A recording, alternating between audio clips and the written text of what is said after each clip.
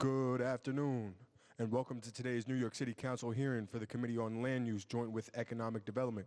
At this time, we ask that you silence all cell phones and electronic devices to minimize disruptions throughout the hearing. If you have testimony you wish to submit for the record, you may do so at landusetestimony@council.nyc.gov. Once again, that is landusetestimony@council.nyc.gov. At any time throughout the hearing, please do not approach the dais. Thank you. We are ready to begin. Good afternoon, and welcome to this joint hearing of New York City Council's Committees on Economic Development and Land Use. Today is June 29th, 2023. My name is Amanda Farias, and I have the privilege of chairing the Committee on Economic Development. I would like to extend my thanks to the members of both committees, the administration, and the many advocates from the industrial manufacturing sector for coming today for this hearing. It has definitely been a marathon to get here, so thank you all for joining. New York's industrial businesses are an essential component of the city's daily operations, playing a vital role in the functioning of our supply chains and critical infrastructure.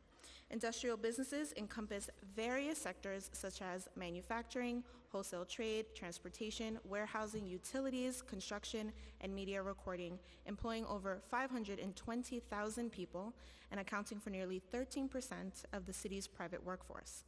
The industrial sector and large industrial sites are necessary to facilitate New York's transition from fossil fuels to green energy, to transform the city's energy grid, construction supply chain, and freight network in order to reach 100% clean power by 2040 and eliminate 80% of greenhouse gas emissions by 2050.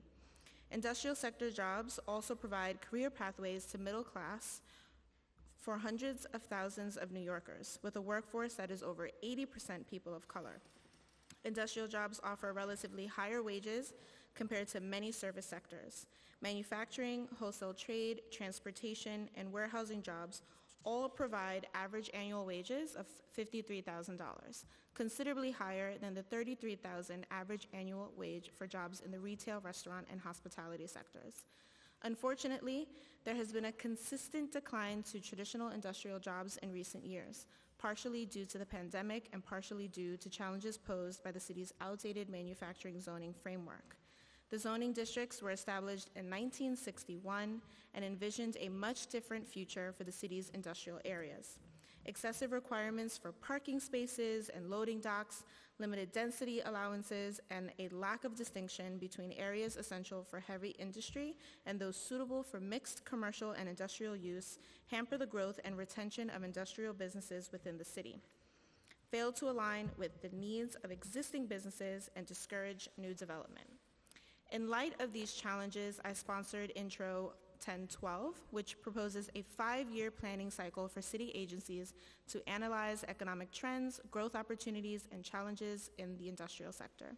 It requires collaboration between Department of City Planning, the Department of Small Business Services, and the Economic Development Corporation to formulate a citywide industrial development action plan.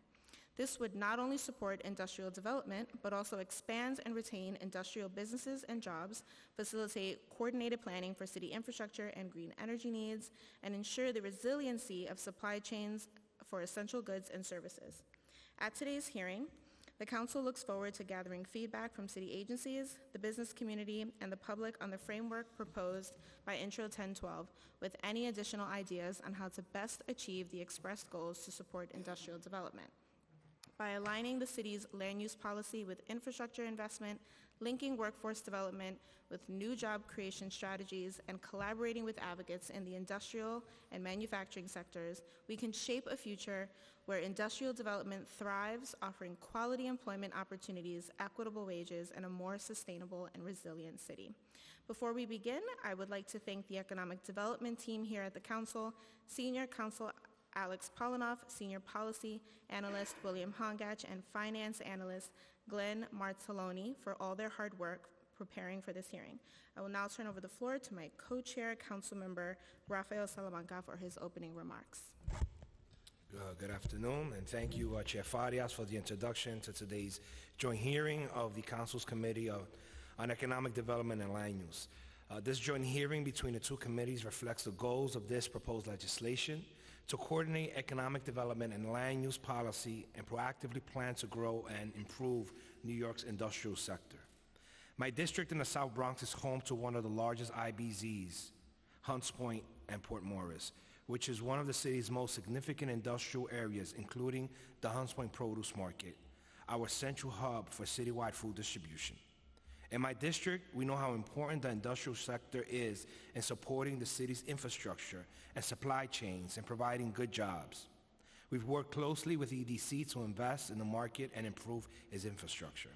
But we also know how poor and uncoordinated planning outside of the city-owned properties holds back the industrial sector's potential and creative real negative consequences for local communities.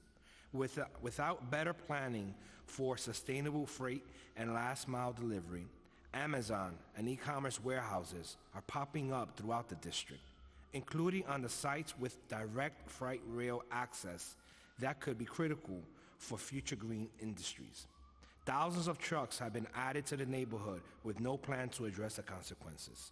We cannot allow environmental justice communities adjacent to industrial zones like Hunts Point, Red Hook, Sunset Park, and East Williamsburg to once again be burdened with the consequences of New York's failure to plan. We can also see the effects of the 1961 M1-1 and M3-1 zoning in my district. Blocks and blocks of decades-old one-story warehouses and open lots where the current zoning makes it very difficult for businesses to build new or to expand. This proposed legislation, Intro 1012, will ensure coordinated planning for each IBZ that can both grow industrial jobs and improve the environment and infrastructure for surrounding communities. On the zoning front, the Council continues to urge DCP to add reform of the manufacturing districts to the upcoming Zoning for Economic Development text amendment. We look forward to hearing from the city agencies and the public today on how we can best advance our shared goals through better planning. Thank you, Madam Chair. And before we begin, I'd like to acknowledge the council members who have joined us today. Council members Riley, Kagan, Boucher, Lewis, Mealy, and Moya virtually. Okay, and now over to Committee Council. Good afternoon. Alex Polinoff, Senior Counsel. Will the members of the administration who are testifying today please raise your right hand? Do you swear or affirm to tell the truth, the whole truth, and nothing but the truth before these committees today, and to respond honestly to council member questions? Thank you. You may begin when ready. Good afternoon, Chair Salamanca, Chair Farias, and members of the Land Use and Economic Development Committees. My name is Carolyn Grossman-Marr. I'm the Director of Economic Development and Regional Planning at the New York City Department of City Planning, and I really thank you for the opportunity to be here today to discuss industrial policy and Intro 1012.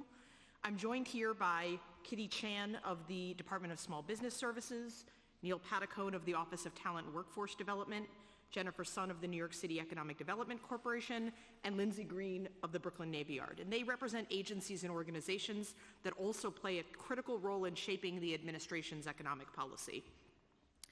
This administration is committed to smart, innovative, and equitable strategies to grow the city's industrial sector. And I'd like to start today by summarizing some recent interagency collaboration around planning for the industrial sector, share a bit of background research, and I'm going to start specifically with what we believe constitutes the quote-unquote industrial economy. And, we think that a fact basis is a really important place to start, and a data booklet with the key statistics I'll mention throughout my testimony today, as well as more detailed definitions, are attached to your testimony. We'd be happy to follow up with any council members who are interested in hearing more from us about the facts and figures we present. So, from our perspective in this common definition, the industrial sector represents three big categories of economic activity: business and workers who make things, business and workers who move things, and business and workers that provide industrial services or support the other kinds of business activity. So the businesses that make things include our construction industry, 139,000 New York City jobs, our manufacturing industry, which has 57,000 jobs, and the production of information and media, including film and TV, with 64,000 jobs. The businesses that move things include everything related to transportation and logistics, which represents 125,000 New York City jobs, as well as wholesale trade, which is 121,000 jobs. And lastly, the businesses that support and provide services like waste management and auto repair, which includes 43,000 workers at our utility companies and other industrial service businesses. Altogether, that's 550,000 people employed at 48,000 industrial businesses in New York City, which represents 14% of the city's total private sector employment. From 2012 to 2022, the city gained about 40,000 new private sector industrial jobs and grew by about 8%. However, that growth is slower than the citywide average growth of employment of 18%, and slower than 20% growth of office-based jobs, and much slower than the 38% growth in education and healthcare jobs over the same period. But within that industrial economy, there's a varied picture of growth and decline. Over that decade, we saw considerable gains in construction, production of film and media, telecommunications, transportation, and warehousing that all outpaced the city averages. At the same time, other industrial subsectors, primarily manufacturing and goods wholesale, declined, which was a continuation of a decades-long pattern. But despite that slow growth, the industrial sector remains today an incredibly important source of good jobs that are accessible to a wide range of New Yorkers. 30% of the jobs in our city that do not require a bachelor's degree but do pay more than $50,000 a year are in the industrial sector. And we also know that 70% of industrial workers are persons of color, 52% are foreign-born, which skews higher than the average for all other industries. So this sector punches above its weight in helping the city maintain an economy that is diverse and inclusive. And it's also very important to note that it's not just about jobs and job growth. The industrial sector also houses our critical infrastructure, which in many cases just isn't that job dense, right? Think about a power plant or a bus depot. These uses may not significantly contribute to job growth for the city, but they are extremely important to the basic functioning of our whole city. And it's integral that these businesses also have somewhere to locate and that we enable them to operate safely and successfully. So building on this baseline understanding of what we mean by the industrial sector, our goal as an administration is to retain and expand the industrial job base that is critical to the functioning and growth of our city, as well as to help the sector modernize and evolve along with the city, and to ensure that our workforce is well positioned to meet and benefit from the emerging needs of this sector. So along these lines, I'd like to turn to the work that's being done to support the industrial sector in New York City.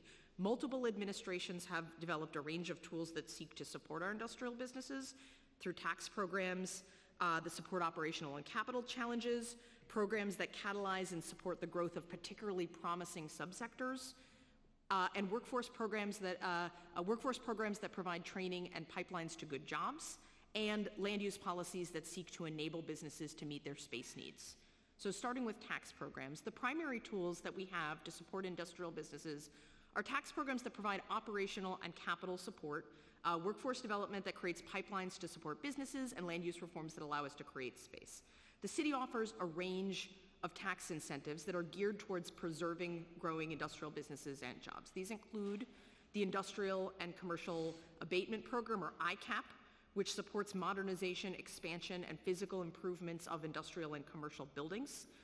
The New York City Industrial Development Agency, or NYC-IDA, which awards funding that supports business growth, relocation, and expansion by lowering the cost of capital investment. The Industrial Business Zone Credit Program, the Energy Cost Savings Program, and the Relocation and Employment Assistance Programs, or REAP. In 2005, the city created, in particular, the Industrial Business Zone Program, which creates the IBZ Relocation Tax Credit, which is available to 21 priority geography areas, which cover today about half of our existing manufacturing zones. This program also created funding for dedicated business assistance via 9 industrial business service providers, IBSPs, that are contracted through SBS. These IBSPs connect businesses to resources they need to remain competitive in New York City. such as the financing and incentive programs mentioned above, as well as state and federal resources, and also help them navigate complicated government rules and regulations, as well as recruit and train employees. So on workforce development, SBS is also leading the way on helping businesses modernize, train workers, and provide employers with newly trained, skilled labor they need to thrive in a post-COVID-19 economy.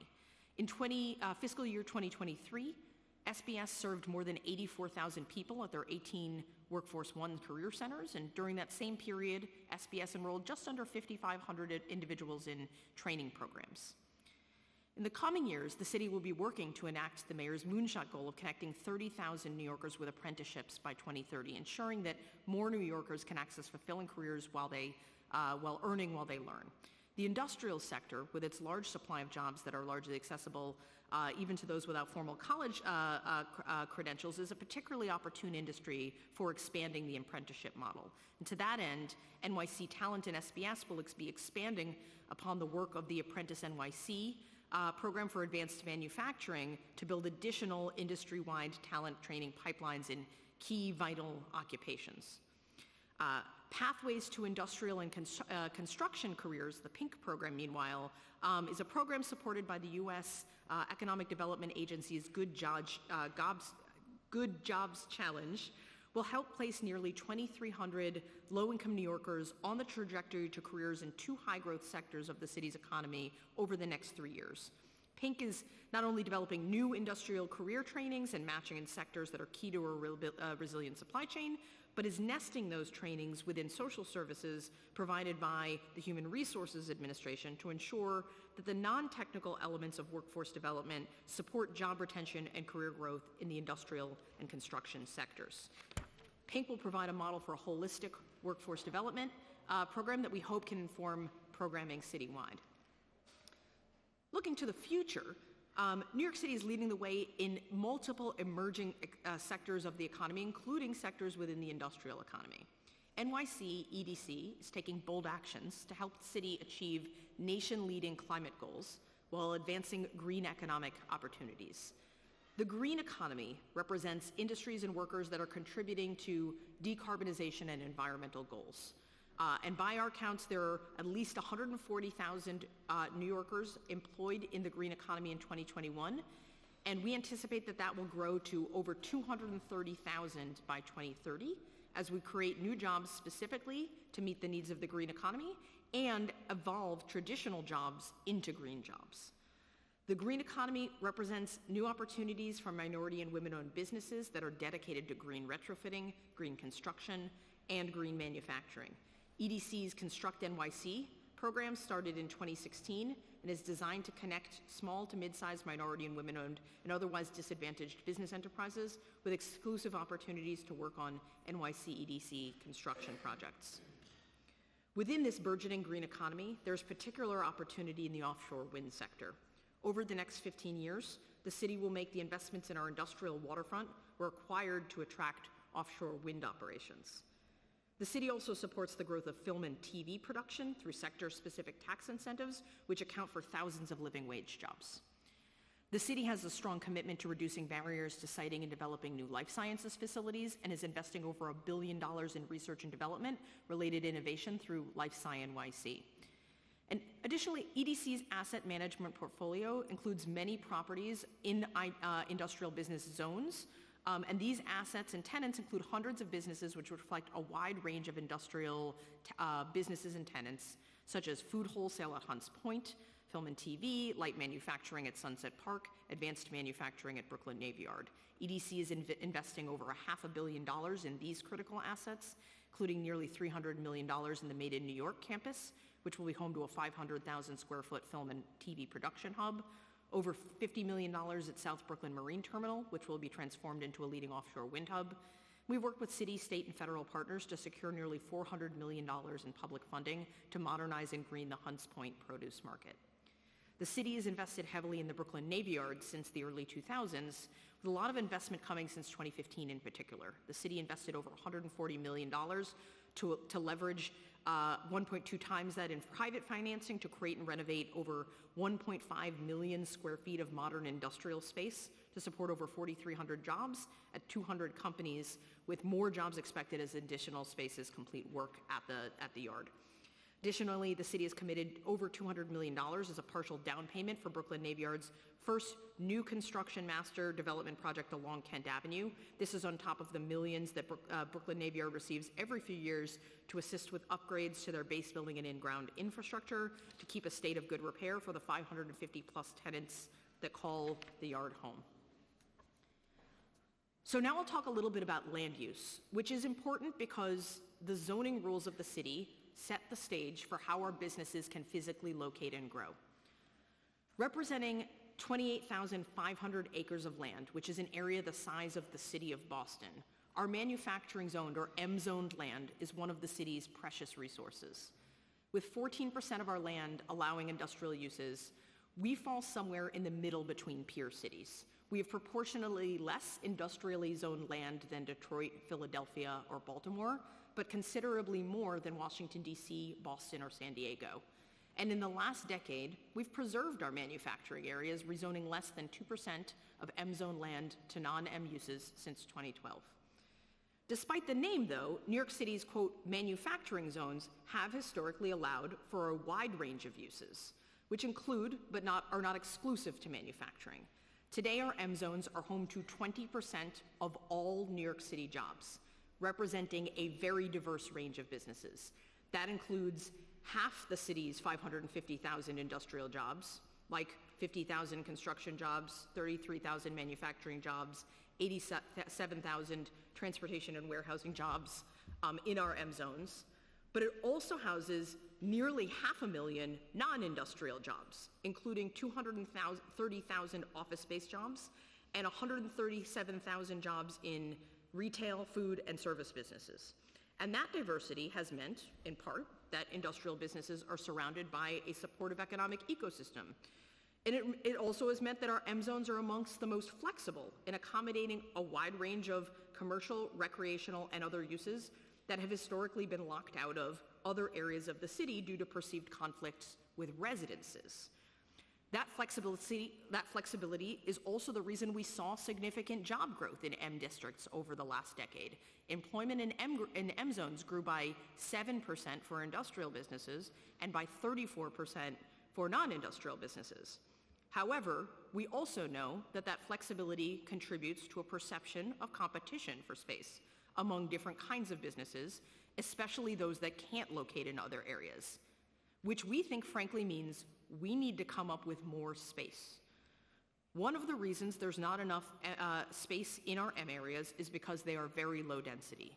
96% of our M zones allow only up to 2 FAR. And for those who are not as familiar with zoning lingo, FAR, or floor area ratio, is the primary means by which zoning regulates building densities in the city. So if, for instance, you have a site that is 10,000 square feet in size and it has an FAR of 2, you can have a maximum building of 20,000 square feet.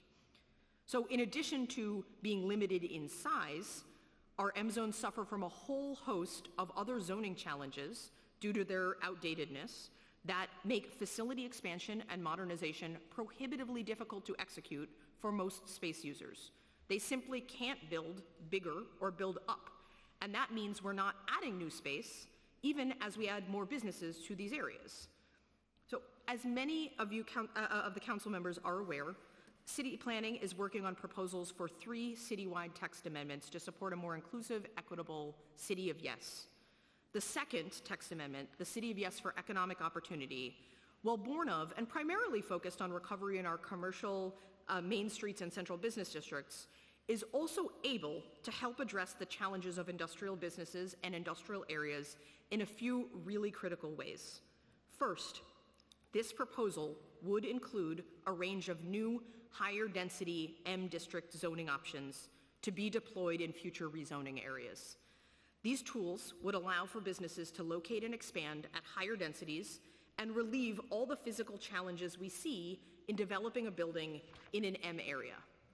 Imagine a 4-story loft building sitting alone in one of our industrial areas, surrounded by surface lots or 1-story buildings. Likely, the zoning in place does not allow a business to replicate that loft building, but our new zoning tools would. These zoning tools would need to be mapped as part of future rezonings, but they would give city planning and the council tools to work with that are better than what we have, and we would look forward to working with you to shape and deploy them. City of Yes for Economic Opportunity would also seek to fix a range of other physical problems that make it challenging to build the kinds of spaces that businesses want.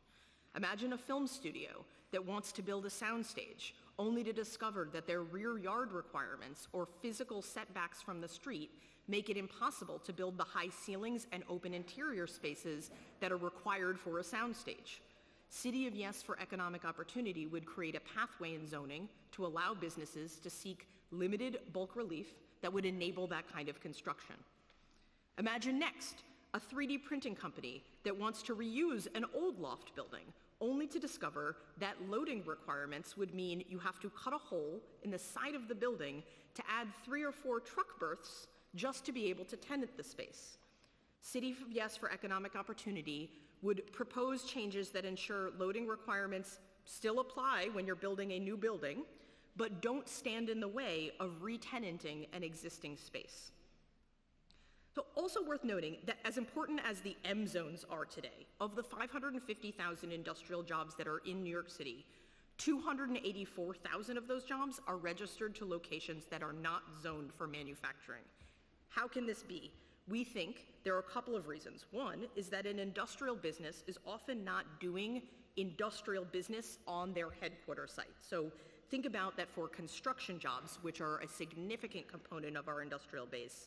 The construction happens on the site of the building, which is maybe in a residential area, or for a transportation company, the moving truck on the street is typically the site of the production instead of inside the confines of the building.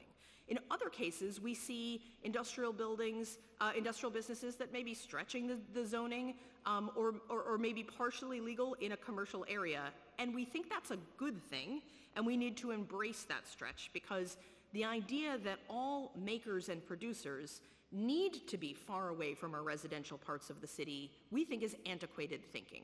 And City of Yes for Economic Opportunity will embrace this idea and will for the first time legalize clean industrial uses in all of our commercial zones. Imagine a shop on a main street that can now sell and manufacture tortillas in the same space, or a bakery that can expand into the next storefront as its business increases, instead of moving out of the neighborhood that maybe it's been in for 30 years just to go to an industrial area. So industrial uses would still have environmental regulations to make sure they're compatible with areas that have residents, but we think it will be a huge win for businesses to just get zoning out of the way and allow for a much wider range of businesses to occur, not to mention a huge opportunity given vacant storefronts and office buildings that we see all across the city. And finally, City of Yes for Economic Opportunity will also help industrial businesses because it's helping businesses that are today restricted to manufacturing zones find a home, other kinds of businesses find a home outside of industrial areas. Amusements and nightlife, for example. Amusements have historically only been allowed in manufacturing areas and Coney Island, which is not only a disservice to communities that may benefit from having more family-friendly entertainment nearby and not having to drive to Long Island or New Jersey just to go take their kids to a Chuck E. Cheese, but what also means that amusements have nowhere else to go besides our industrial areas. And our nightlife options have also been hampered by outdated zoning rules that prohibit dancing in most areas of the city, even where live music is allowed. So without changing the important rules that govern the size of nightlife establishments in the city, by making common sense changes to allow dancing, we are also providing an important relief valve for locating those kinds of uses outside of our industrial areas and in our commercial areas. So together, we think these changes can help our industrial businesses evolve and meet their needs and help us grow this sector. Ultimately, our industrial economy is never going to look like other parts of the country. Consider this, when Micron landed upon exurban Syracuse for their new facility, they picked a site that was the size of LaGuardia Airport. Modern industrial buildings being built in the national market are on average between 100,000 and 300,000 square feet, and set on 10 to 30 acre lots. And in that context, New York City just doesn't compete. But we can compete for businesses that can thrive in an urban, space-constrained city, take advantage of our incredible talent base and our unparalleled customer base. And for those businesses, we can make our land use policies work a little better to help businesses locate and expand. These are all proposed tools, and we look forward and really appreciate the partnership with the City Council to enact and deploy these tools effectively. So finally, turning to the bill, we think Introduction 1012 is timely, and we share many of your goals. We particularly appreciate and agree with the need to make data-informed decisions that incorporate long-term citywide planning into our neighborhood-level and project-level work. And we think a process like this could prove to be a useful complement to all of the ongoing planning work that we do. We want to work with you to make sure that the time frame and scope are both achievable and impactful, and we look forward to those follow-up conversations to help structure this in a fruitful way. So in conclusion, we very much appreciate the opportunity to testify and welcome further discussions and questions from you on this matter. Thank you so much for your testimony. I'd like to acknowledge Council Members Abreu, Gutierrez, Brooks Powers, Rivera, Sanchez, Borelli, and Speaker Adrian Adams, who I will now turn the mic over to. Thank you so much, Madam Chair. And good afternoon to everyone. I again want to thank our Chair of the Committee on Economic Development, Councilmember Amanda Farias. Thank you so much. And of course, our Chair of the Committee on Land Use, Councilmember Rafael Salamanca, for holding today's joint oversight hearing on proposed legislation that would require the City Planning Commission, Department of Small Business Services, and the Economic Development Corporation to collaborate on a citywide industrial development action plan. New York's industrial sector is a gold mine of untapped potential. Planning for the industrial sector can deliver the triple bottom line: benefits, social, economic, and environmental, that more than justify the city's investment of resources. Industrial jobs can be the equalizer in providing economic opportunity, offering family-sustaining wages without requiring an advanced degree. People of color make up 80% of this workforce, and average wages are greater than $50,000. At a time when unemployment remains over 7% for New Yorkers of color, and nearly 8% for those without a college degree, it is imperative to focus on industrial and green jobs as an effective pathway to economic mobility. The industrial sector and industrial land are also a critical part of our transition to green energy and zero carbon. New York needs sites and planning for offshore wind facilities, energy storage, new facilities for rail and marine freight to get trucks off the road, and the many new green businesses connected to this transformation. This is a shared priority with the Biden-Harris administration that is seeking to build a thriving green energy industrial economy. Yet, our lack of a coherent economic development strategy is preventing us from being able to fully cultivate industrial growth and provide New Yorkers with equitable opportunities. There is currently no track record or requirement for city agencies to coordinate land use, economic and workforce development, and capital budget tools to support the industrial sector and its essential role in the city's day-to-day operations, as well as future sustainable development. The city's M manufacturing zones that govern land use regulations in industrial areas have not been revised since 1961, more than 60 years ago. This outdated zoning limits industrial growth through low FAR and stringent parking and loading requirements. It also fails to protect essential industrial sites from unrelated commercial development. The Council continues to urge the administration to revise M zones as part of the upcoming Zoning for Economic Development text amendment, and we're optimistic about the progress on this long-standing issue. In my State of the City address earlier this year, I highlighted these concerns and raised the need for city government to advance collaborative efforts at the city, state, and federal levels to support industrial development and planning. We have the available land and workforce. In my own district, in Jamaica, Queens, there's the old Elmhurst Dairy site, a sprawling 15-acre dairy plant that closed its doors 7 years ago. This large industrial property with potential freight rail access has been sitting dormant, in part because the city has no clear policy or plan for working with owners of sites like this to update zoning and infrastructure, apply incentives, and attract new industrial investment. By investing in industrial development, we can power small businesses, create more equitable economic opportunities, transition to green energy, and help build the infrastructure that would allow our city to rely less on others and produce our own essential goods. The equitable and sustainable future we're building demands that we collaborate across our city agencies to create a plan that jumpstarts our industrial growth. I look forward to the work ahead to fulfill our city's full potential. Thank you very much, and I turn it back over to Chair Farias. Thank you so much, Speaker. And we'll just get right into it. When the administration's industrial working group was announced last year, the press release clearly stated the importance of the industrial sector to the city's wider economy and value of a multi-agency collaborative approach to planning for the sector. Yet, the working group has not released a report or set of recommendations. And beyond the short-term convening of this working group, there is not a clear process for DCP, EDC, and SBS to plan and coordinate land use, economic and workforce development, and capital budget tools to support the industrial sector and its essential role to the city's day-to-day operations and future sustainable development. How do agencies like DCP, EDC, and SBS currently work together to plan for the industrial sector and related citywide policy goals like reducing truck traffic and transitioning to green energy? Sure. Thank you, Councilmember, and thank you, Madam Speaker.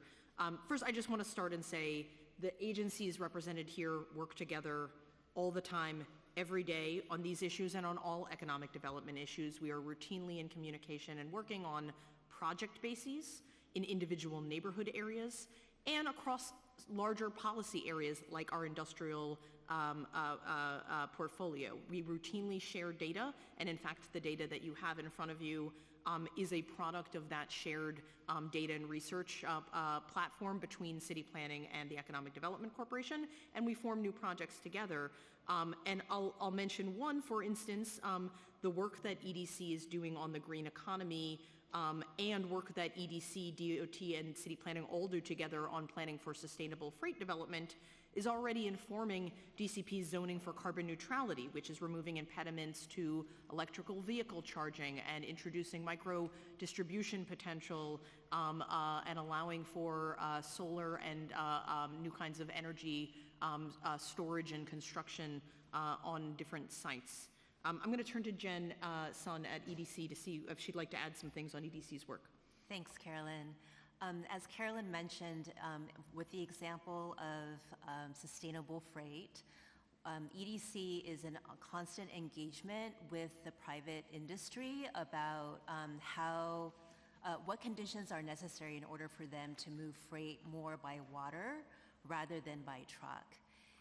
And through those industry engagements, we've learned that there is an interest from large package delivery companies like Amazon, UPS, and FedEx in actually using zero-emission vehicles like electric cargo bikes, electric trucks, and vans for last-mile distribution. That information has been shared with City Planning in a way to support the collaboration and design of micro-distribution hubs to be located in commercial districts to encourage more sort of sustainable last-mile delivery to happen in commercial areas. And then in the industrial areas, our focus has been working with DOT, looking at the waterfront assets that are managed by EDC, of using existing waterfront landings to activate them for a marine highway system. So EDC received an over $5 million federal transportation grant specifically for the purpose of beginning to create this network. And so we're planning to upgrade 6 waterfront landings in the Bronx, Manhattan, and Brooklyn to move packages as well as other commodities by water between those boroughs. And the last thing that I'll mention as a collaboration between EDC and DOT around sustainable freight is also looking at areas that are not close to water, but also supporting industrial companies in using electric trucks rather than diesel trucks for distribution. And so our role is to partner with private industry in identifying either city-owned sites or privately owned sites that could support shared charging depots and to actually implement the charging infrastructure that would support the adoption of electric trucks by industrial firms. Thank you for that thorough response from both of you. It sounds like there's some interagency coordination, but just, I want to know if there's any interagency cooperation in studying the amount and type of industrial sites needed for uses like energy storage that are essential to transitioning to green energy. So I'm hearing, it sounds like a yes, but I'm wondering if we're deeply looking into what's being used and how much do we actually need to keep up with our green goals, and if that's data sets that we're using or metrics that we're using to continue on and investing into the industrial sector. Yeah, so I can affirm that we are actively collaborating in this space, but it's a very new mode of transportation, of using waterways to move freight.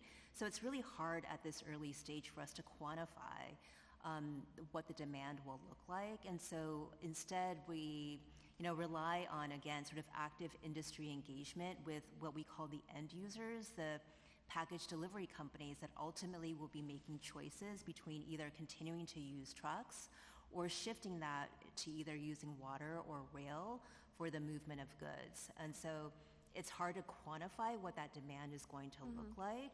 They are also still sort of understanding how to shift their transportation systems into a new mode.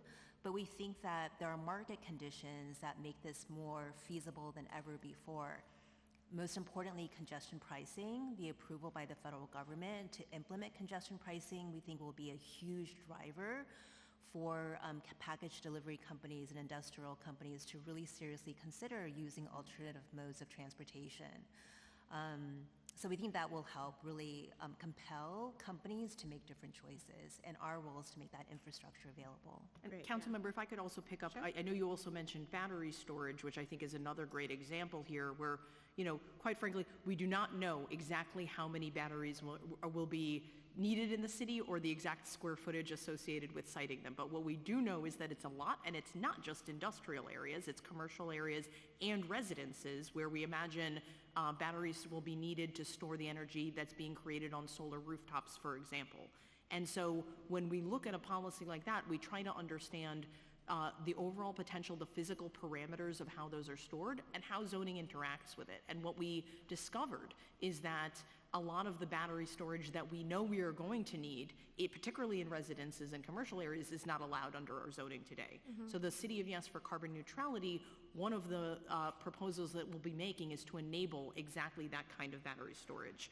So we think about that, we're informed by a sort of forecasting mentality of what do we need and what will be the physical parameters associated it.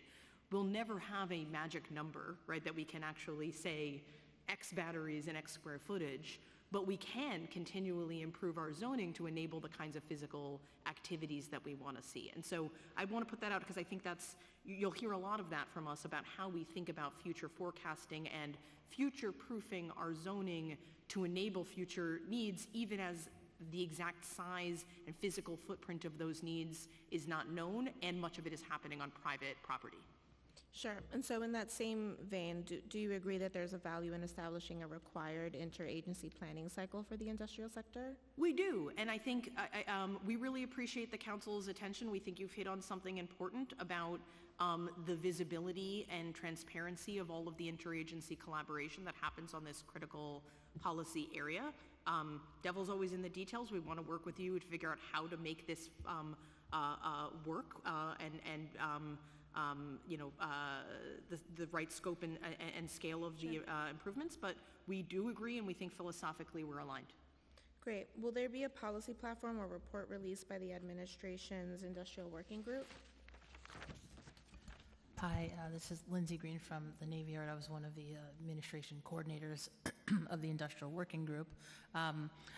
Just to recap for those that may not know, the Industrial Working Group was convened by the administration principally as its own tool of outreach, and was comprised of various members of the industrial sector, principally businesses that had been successful across the different subsectors. As their voices don't always bubble up as much in conversation. We met several times, predominantly over the course of last year, and our goal has always been to take a lot of the feedback and concerns shared by those members and incorporate them into administration actions. We have been spending the last several months digesting that feedback and working with some of the other existing administration efforts that touch industrial policy, like some that the testimony mentioned. But we are in the process of finalizing that process with the IWG members in July. Okay, so TBD. July. Okay, Yes, July. As I mentioned in my opening remarks, the industrial sector in New York City employs over 500,000 New Yorkers with an average annual salary of over $50,000. The workforce is over 80% people of color, and industrial jobs provide more than a third of New York City's jobs that pay over $50K and are available to those without a college degree. Really important stuff. Does the administration agree that growing industrial sector jobs, including green jobs, are important to advancing economic equity? Absolutely, we do. I'm going to pivot to Neil to talk a little bit about how we support that. Good afternoon. My name is Neil Patacone. I'm with the Mayor's Office of Talent and Workforce Development, managing our industry partnership with the manufacturing and industrial sectors. And yeah, I just want to echo exactly what you said about the importance of the sector in our job growth strategy. In particular, in his State of the City address, the mayor announced a sort of moonshot goal for connecting 30,000 New Yorkers with apprenticeships by the year 2030. And the industrial sector is really a primary vehicle through which we aim to accomplish that. For all the reasons that you mentioned, the accessibility, the lack of a requirement for formal certification for entry into a lot of these jobs, and frankly, because a lot of the jobs are earn while you learn models, they're particularly well suited for the apprenticeship model, which we think is easily scalable and will get us to our goals of attaining the 30,000 and advancing economic equity. And does the administration share the prior admin's commitment to maintain industrial business zones for industrial and commercial uses? We do share that commitment from the prior administrations, and I think we really appreciate the stability and predictability that those commitments have offered to industrial businesses, and that's been really important. That being said, the IBZs haven't been comprehensively looked at since their creation under the Bloomberg administration, and we think that the process that you're outlining and the opportunity to evaluate existing conditions and appropriate land use frameworks can help us take a refreshed look at whether we have all the tools we need. Great. What baseline infrastructure such as broadband, clean energy, supply delivery, stormwater management, flood prevention, open space, shade, or others should New York City's industrial areas be equipped with to best support the industrial sector? So we think that the types of infrastructure that you just described are important for supporting the competitiveness and long-term viability of industrial businesses. I would add also, I think another piece of important infrastructure is roadways and having clarity for industrial businesses about where trucks can and cannot go in the course of distributing their goods.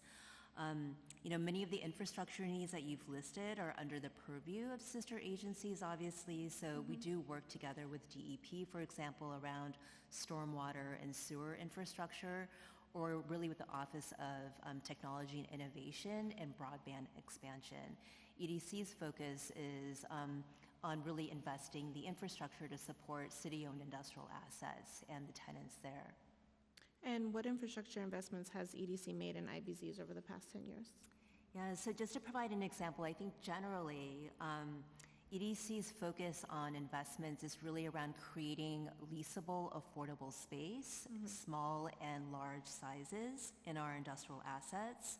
It's also about really integrating these industrial campuses with the surrounding community. And so that's been a real focus of our work, for example, in Hunts Point and at the Brooklyn Army Terminal at the Bush Made in New York campus.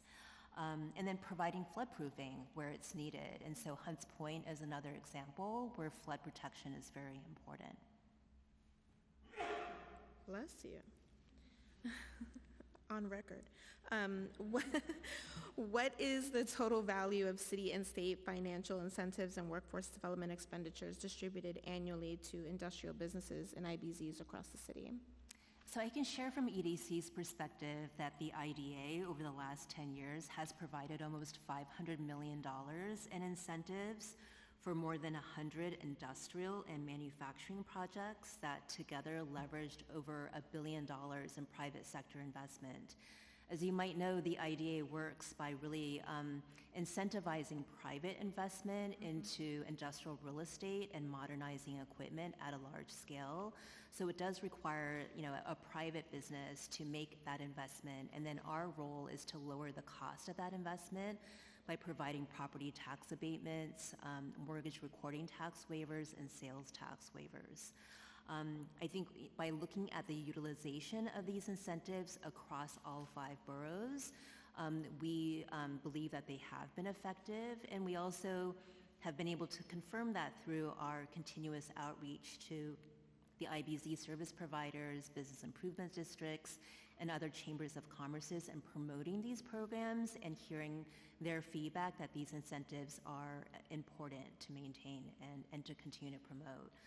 The other sort of incentive or program that I also really want to highlight is EDC's partnership with nonprofit industrial developers, and so through an industrial developer loan fund, we provided almost $40 million in city capital as well as affordable subordinate loans to facilitate industrial nonprofits like the Greenpoint Manufacturing Development Corporation, Evergreen Greater Jamaica Development Corporation, and even the Mutual Housing Association of New York in acquiring buildings and rehabbing buildings to provide multi-tenant and affordable spaces.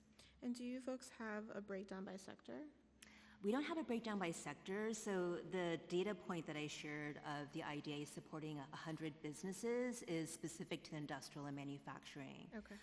And then I have a borough distribution, which is of those 100 projects, 40 of them were in Brooklyn, 11 in the Bronx, 36 in Manhattan, and 6 in Staten Island. And then we can get back to you if you want a more detailed breakdown. Sure. I'm surprised Councilmember Borelli would be impressed with 6 in Staten Island. New York City needs to rapidly expand production, distribution, and uptake of clean energy to meet state and city requirements. The city will have to make space for assembly and staging of offshore wind turbines, battery storage, new green construction, businesses, expanded marine and rail freight transfer stations, electric truck charging depots, and other essential large-scale operations. What are the land use needs for each of these sectors, and what types of sites will be required for each sector, and how many?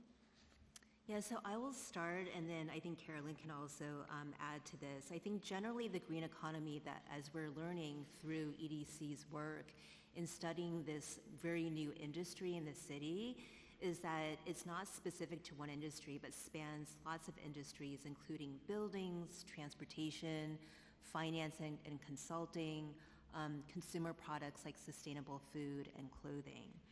And so because of such a diverse sort of multi-industry sector, their land use needs and their site needs are quite different as well. So as an example, we have offshore wind that needs to be located in industrial waterfront sites on significantly large parcels of land, typically 20 acres or more. But then in contrast, you have an emerging field called prop tech or real estate tech that's really focused on supporting building owners in complying to local law 97, for example, and designing and operating energy efficient buildings that are also decarbonized.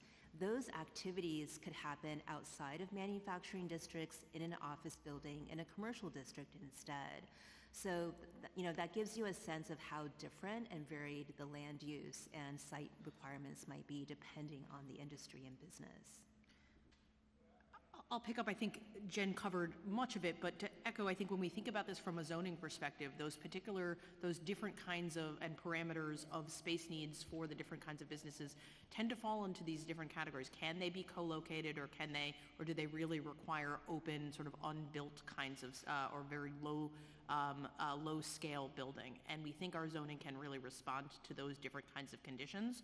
We think there's a lot of opportunity in trying to unlock our industrial areas to do more co-location. We think that, typically that's how New York City creates more spaces, by building up. And so that opportunity, both in new construction as well as in our existing vacant commercial spaces, where for the businesses where that can make sense, we think is a real opportunity. And we would say that there are some businesses that have not historically operated in that context, but may still be able to if we make the right kinds of investments. And I think urban agriculture, small scale manufacturing, battery storage, hybrid production retail uses are the kinds of things that we think maybe have been in larger sites in industrial areas, or maybe look physically different outside of New York City, but could work in that more vertical and dense environment. And then at the same time, you can't put a wind turbine inside of a building, and so we're going to need relatively unbuilt sites. Those are the hardest to locate in the city, and so thinking about the kinds of protections that we can offer to ensure that we reserve some amount of sort of unbuilt space as we also try to unlock is our objective. If I could also just add some perspective on just seeing some of the very young companies that work in the green economy space. Some of them are still, they don't necessarily even have the best visibility of their future space needs or their ability to manufacture and where they manufacture. They're still creating the products that will help solve the problems and figuring out how to test them. And, a lot of the city agencies are collaborating, trying to figure out where they can do that testing safely and get that real world knowledge about what devices work and don't work, so that they can figure out if they're going to manufacture it and how much. But it's still a very young industry. And so any of our ability to even produce something solid after a period of study, the entrepreneurs themselves don't even know those answers yet. So it's still coming. Yeah, that's a really great point. I keep thinking as I'm sitting here, I think what folks view as industrial or green economy, it is shifting, or maybe even becoming larger in terms of scope and what the definition used to be versus what it's going to be in the future. So thank you for making that note. I will yield right now and let Chair Salamanca ask questions. Thank you. Thank you, Chair Farias. Good afternoon, panel. Thank you for your testimony and your presentation. So as I mentioned in my opening statement, I represent the South Bronx. I have two big IBZs, Hunts Point being the biggest one, and also Port Morris. Local communities and environmental justice advocates have raised concerns about the development of large-scale e-commerce, last-mile distribution warehouses that are currently allowed to locate, as of right, in all M and C8 zoning districts. Certain neighborhoods like Red Hook and Hunts Point are experiencing a concentration of these new facilities and the associated impacts of increased truck traffic. Moreover, these facilities are currently allowed to occupy sites with potential access to maritime or rail freight without any required provisions to facilitate such access and utilization.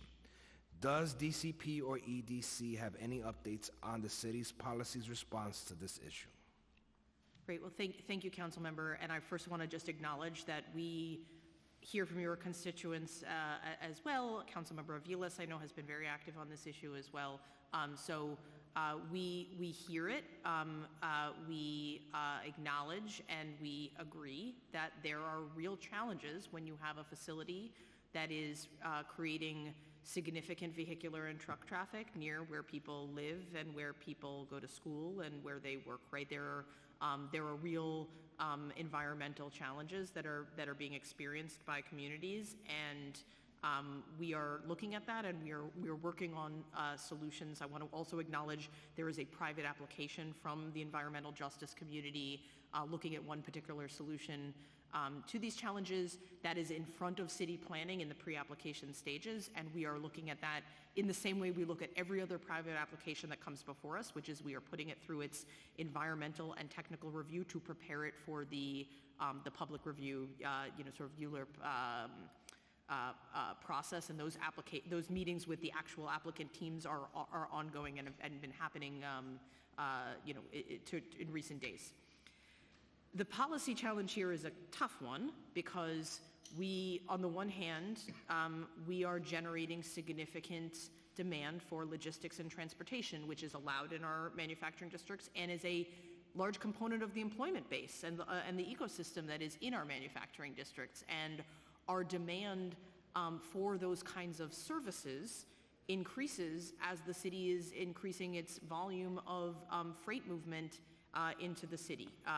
And we expect that demand for freight logistics and movement will continue to grow, and that, when you, on the one hand, acknowledging the challenge of being close to residences, the flip is when we have facilities that are farther away from residences, we're increasing truck traffic to their final destinations. So how do we square that challenge? We're still looking at the zoning question. I think one thing that is most promising that Jen spoke about quite a bit is trying to find alternatives, right? And just trying to rethink our freight system to give us different options than large-scale truck distribution facilities, and really break down the model that is persisting. I'm going to turn to Jen and see if you want to talk a little bit more about how we're rethinking freight. Sure, and Hold on, go ahead, I want to stay on the last mile of what's happening. We could talk, because I also want to talk about Freight NYC, which was presented to my office a couple of years ago, and I just have a few questions on that. Now, let's go to the last mile facilities that we have. You do agree, does DCP agree that these last mile facilities raise environmental justice? They raise environmental justice issues in our communities? Yeah, I think we absolutely acknowledge the issues that people are seeing, a proliferation of facilities that are generating truck traffic near their homes and schools. That's a real challenge. So now, does the DCP or EDC track or have a list of last mile facilities throughout the city of New York? We do, and it's a good question, because what we mean by last mile facility, it's not a defined term in zoning, and it's not a defined term in any other sort of legal definition. So some of the work we have been doing in thinking through this policy issue is developing an actual definition of that and trying to track that through independent research. So we do have information we'd be happy to share with you, council member. Does DCP or EDC or the administration agree that certain communities are overburdened with these last mile facilities compared to other communities? Yes, I would say the physical location of our manufacturing districts is not equally spread across the city, and the juxtaposition between manufacturing zoned districts and residential areas, there are very specific communities that I think have that interaction more than others. And I think your community is one of them. Sunset Park, Absolutely. there may be others. And Red Hook, I would say. I'm sorry, Red Hook, yeah. Look, I will be very clear here. In Hunts Point, Amazon is taking over Hunts Point communities when we're talking about last miles. Now, do they bring a convenient service? Absolutely. I'm a customer. Many of my neighbors, my wife, always have to buy something for my son. It's much easier when you're working fast-paced to get a package delivered to you. But when you drive through Hunts Point, in Hunts Point we have the world's largest markets, food, produce, and fish. Plus we have over 700 businesses in that community. And we're seeing Amazon moving in and taking over these empty warehouses, or you have other light manufacturing businesses in which they're not doing as well as they were years ago, and therefore they're selling their property over to Amazon. So you compound the 15 or 18,000 trucks that are coming in and out of Hunts Point every day just for these other businesses, and then you tag along a couple of hundred, maybe thousands of smaller vehicles who are coming in to do deliveries throughout the borough of the Bronx, which is a problem. Now, I know that maybe there may be some public testimony later on to speak on the concept of a special permit for these last mile facilities, something similar to what we did with hotels in the city of New York. I am a big proponent of that. My question is EDC open to putting together a text amendment so that we can propose a special permit for these last mile facilities? Sure, and Councilmember, you said EDC, I'm going to assume you I'm meant sorry, city planning. let's say the administration, Yes. right? EDC and So I city want to planning. acknowledge again, the special permit application that you're speaking of is in front of city planning. It has been submitted as an application, and it is going through the pre-application process as we speak, which requires an environmental and a technical review, and I know those teams are Where are we continuing with to that meet. status, with that application, in terms I of the can environmental review? I can tell you that the applicant teams met with city planning within recent weeks. And so they are, as I understand it, they are in that environmental review process. So it would be premature for me to judge that. Ultimately, it will be the City Planning Commission and the City Council to judge the merits of that application. All right. Well, just know that this council member and land use chair is a big proponent of that, and I would love to see a special permit that we can implement for these last miles so we can track them. Is there, now, in terms of a few more questions, DCP and EDC, do you guys have a tracking mechanism for these last mile facilities, especially in IBZs? We don't have a tracking mechanism. We have done research to define what we think is meant by a last mile facility, and using private proprietary, real estate data, understanding, have collected information about where we agree, but they are not specifically licensed as a last mile facility, so we do not have a tracking mechanism, I think, in the sense you mean it. Which, by the way, is consistent with, we don't have a tracking mechanism for, an office building either, but we use multiple data sources to, learn where office buildings are and their space needs. So we're able to draw on a large set of both government and third-party data sources to look at land use conditions. All right. And Speaker Adams' 2023 State of the City report, as well as the coalition of council members representing IBZs, have called for DCP to create a new M zone as part of the forthcoming zoning for economic opportunity text amendment. Does DCP agree to work with the council to accomplish this goal and finally create new zoning tools for manufacturing districts? Absolutely. I spoke considerably in my testimony about the new M-Zone tools. We're really excited about it, and we're having continued conversations with the council to shape those tools. Okay. Freight NYC, where are we with the implementation? Yeah, so I can speak to that, Yes. Chair Salamanca. Thank It's you. good to see you again. As you might remember, in December 2021, the EDC and DOT actually partnered together to issue a joint vision and an update to Freight NYC called Delivering Green that really, I think, doubled down on our commitment to working together to create a more sustainable freight network. I'm happy to say that, since that report, we've succeeded in securing an over $5 million federal grant, which we're in the initial stage of planning for, really investing in those grant funds and upgrading 6 waterfront landings to begin to create a marine highway network. So I would consider this a pilot project that brings together both public waterfront landings that are managed by EDC, so 5 of them are publicly owned, in Manhattan and in Brooklyn, and then 1 is privately owned actually in your district at Hunts Point, the Oak Point Waterfront Landing.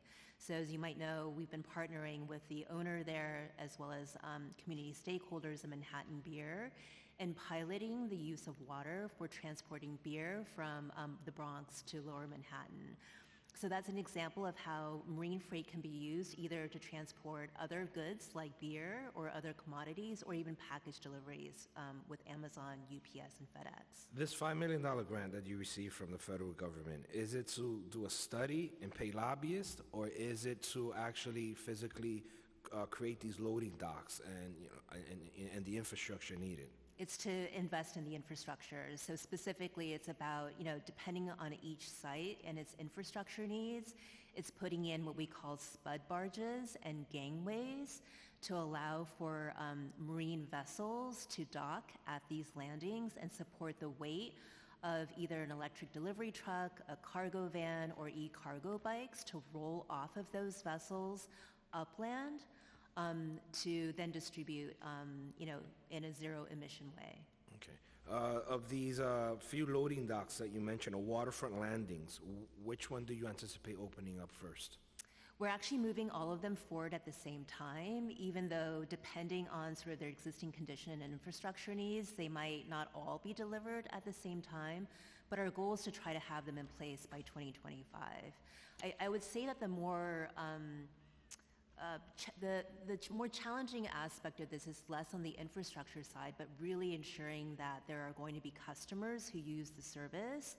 And so in addition to moving forward on the capital improvements, we're hyper-focused in making sure that we're in touch with the customers, the package delivery companies, industrial companies, to make sure that they're aware of the improvements that we're making, but also to system plan to understand where they will be shipping things into the city and making sure that those are matched together so that their shipping point comes from a place where they're using water and they're putting commodities on boats and then shipping that into the city to the waterfront landings that we control. Yeah. My only concern that I have with Freight NYC is, and I'll give you an analogy, in Hunts Point we have the produce market. We may get produce to come in a barge.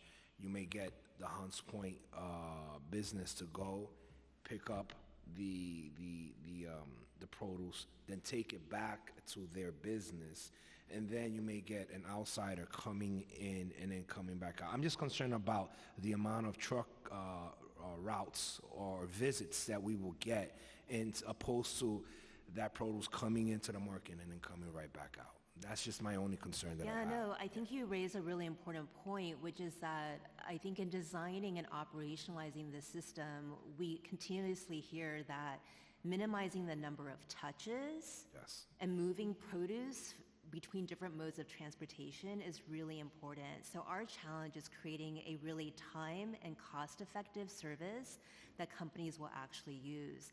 Understanding that, we're not relying just on marine highways being the solution, but I think you alluded to rail infrastructure, and I think that's why, the produce market modernization, it's important to continue to preserve and improve that rail infrastructure to offer as many different modes of transportation as possible. And then the last thing is our partnership with Volvo, community stakeholders in your district around Breathing Green, and leveraging the NYSERDA funds to create a shared electric truck charging depot, recognizing that companies might fundamentally continue to use trucks, but really supporting their ability to replace diesel trucks with electric trucks by offering that infrastructure while continuing to look for ways to make that transition more affordable. So the other last thing that I'll mention is partnerships with companies that specifically target industrial firms that don't own their vehicles but lease their vehicles. So they're offering a service where they also lease electric trucks rather than compelling industrial companies to purchase electric trucks so they can try it, it's more affordable.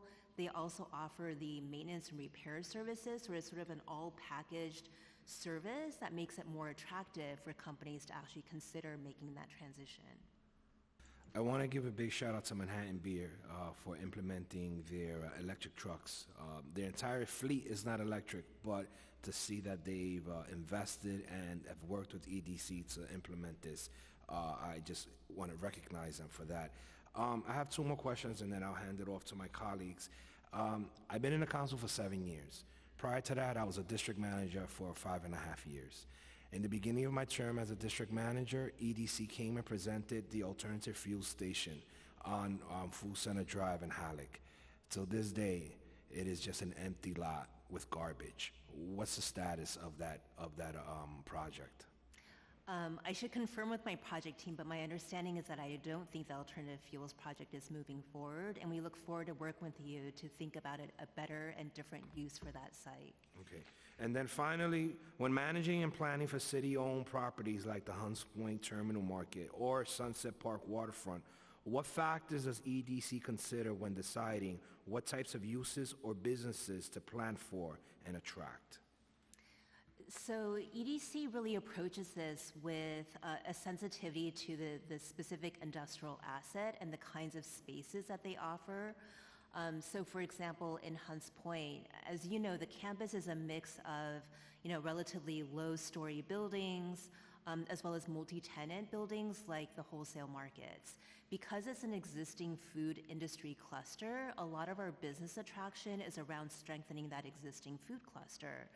So that explains why we really partnered with the state, for example, in bringing other types of food businesses that would complement the existing types of businesses that were there. Since food wholesaling and distribution was so prominent, when there was an opportunity to respond to consumer interest in more locally grown produce, and the Grow NYC identified a need for a wholesale regional food hub, we thought that that was an important opportunity to bring that kind of food business into the Hunts Point Peninsula.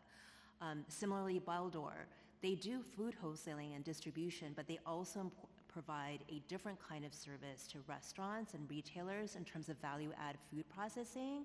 So there, our strategy around business attraction is really about strengthening the existing cluster by supporting a diversity of food businesses and business models. Whereas in Sunset Park, you have a campus like the Brooklyn Army Terminal, where it's multi-buildings, small as well as large spaces that then provide the environment for supporting a greater diversity of industrial businesses rather than a single industrial cluster. So at Brooklyn Army Terminal, you find instead a mix of light industrial, wholesale distribution, food production, garment manufacturing, because again, the variety of spaces that are there are different, and there isn't an existing industrial food cluster for us to focus on, so it's much more diverse. All right, with that, I want to thank you for your answers, and I just want to give EDC also, I want to say thank you in Hunts Point, because we have so many projects occurring, and we feel that agencies do not speak to one another. We formed the Hunts Point Longwood Coalition, and EDC gave funding to this coalition, which we were able to put together the Hunts Point Forward Plan on how to move Hunts Point forward in the next 10 years. So I want to continue working with you and your president on ensuring that we implement some of these recommendations that the community has. And with that, thank you. Yeah, I look forward to your partnership. Thank you so much. I'd like to acknowledge you've been joined by Councilmember Aviles, and I will now call on Councilmember Gutierrez to ask her question.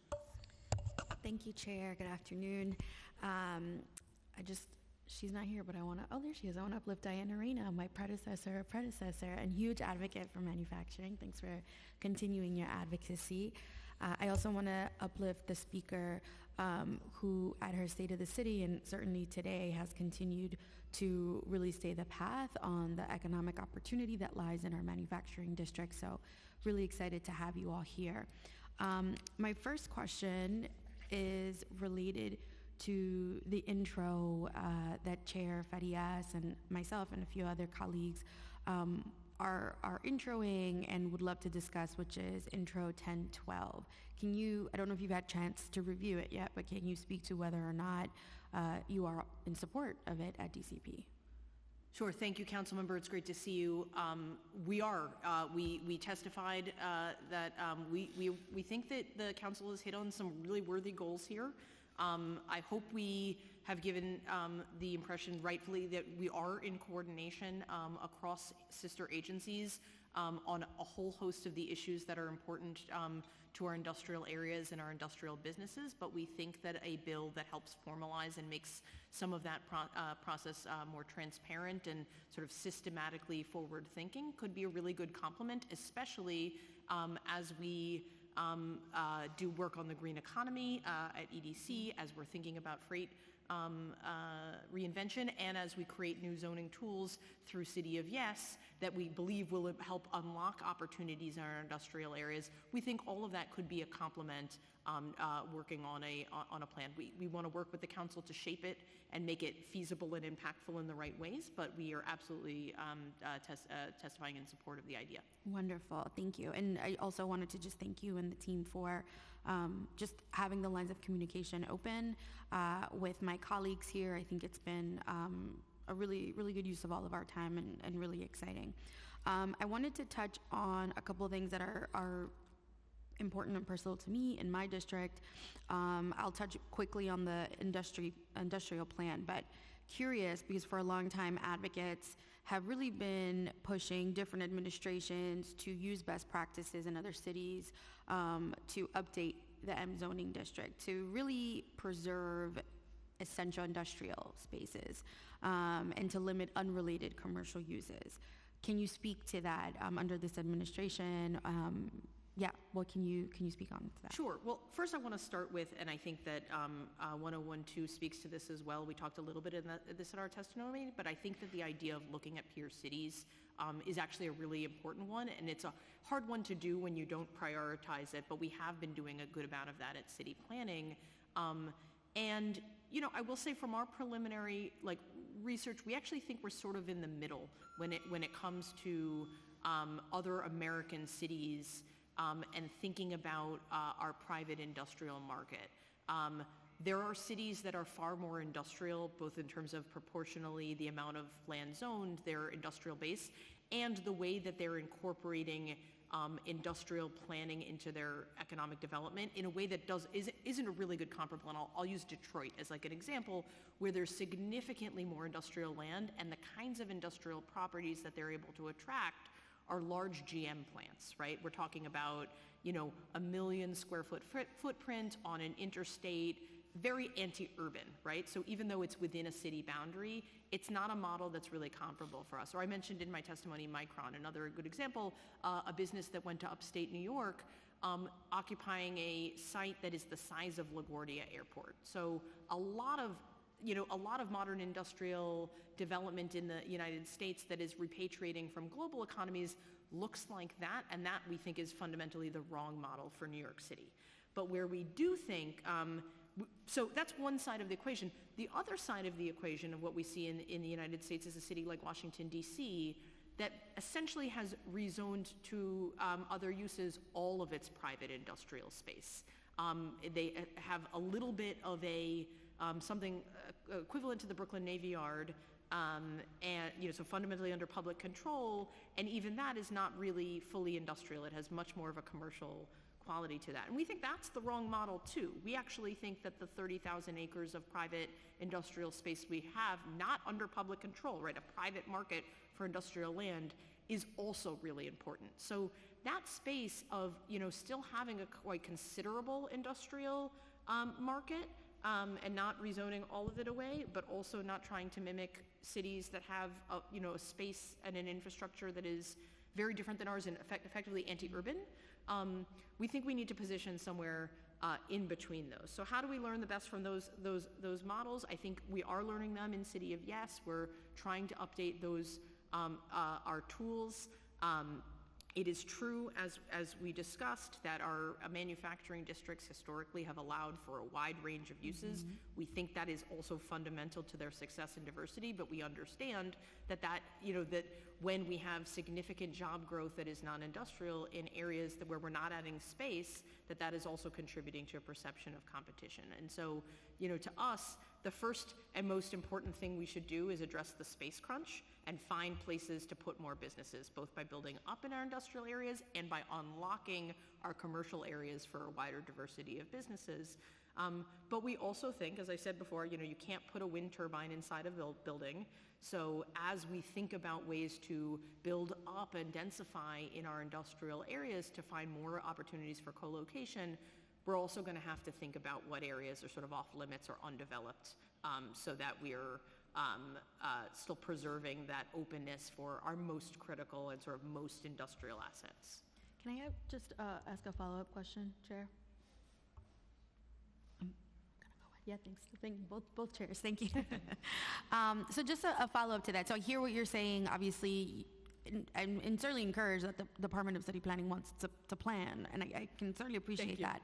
However, my concern, and I'm speaking to District 34, but I think we're all here because there's this level of anticipation. If we're all hands on deck for this bill and for City of Yes, for example, we've seen other cities that clearly are restricting non-commercial uses in commercial districts as a way to preserve manufacturing. And I hear what you're saying. I hear what you're saying, that there's a balance. But what I am hearing in my district is when we are allowing for non-commercial uses in the core district specifically, that speculation alone can be very harmful.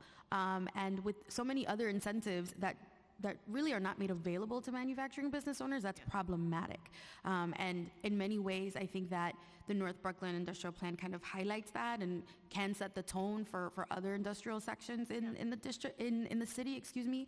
But I'm concerned that we're not going hard enough on this idea, on this concept, seeing how useful and how beneficial it has been in other cities with similar amounts of dynamics that you yourself highlighted. It is a concern for me that we're not doing enough, that we're not moving urgently to do both things at the same time, which is utilizing this idea of a core district to preserve manufacturing and at the same time saying we have to restrict these non-commercial uses in these spaces. Yeah, I think, Councilmember, where we could, I think we definitely agree with you that our manufacturing zones need an update. They're not really working for anyone, right? They're not working to really put our industrial areas on their best foot forward in terms of economic growth, and they're not working to support our businesses that want to expand, and they're making people feel pressure. So we think the City of Yes tools can help us create some better ways to address that, but we're going to need to work together with you to shape them and also to deploy them, because we will need to do that in areas, right? We can create the tools, but then we're going to have to go through the process of really revisiting our industrial areas and trying to actually give them the tools they need to grow and grow differently. We look forward to that conversation with you as well. Okay, and I'll just say one last thing because it's important for the record. My main concerns, specifically for North Brooklyn, is the way that nightlife is occupying a massive amount of space in our core district. And I know I've brought this up and I know we're working through it, but would love to also hear in that continued conversation what you all believe is the key value there, or the challenge in supporting nightlife in core districts, especially in North Brooklyn, is something that I look forward to continuing that advocacy and conversation on. Thank you. Thank you, both chairs. Thank you so much, Councilmember Gutierrez. I'd now like to call Councilmember Aviles for her questions. Good afternoon, everyone. Apologies for my delay, and thank you for being here and responding to council questions.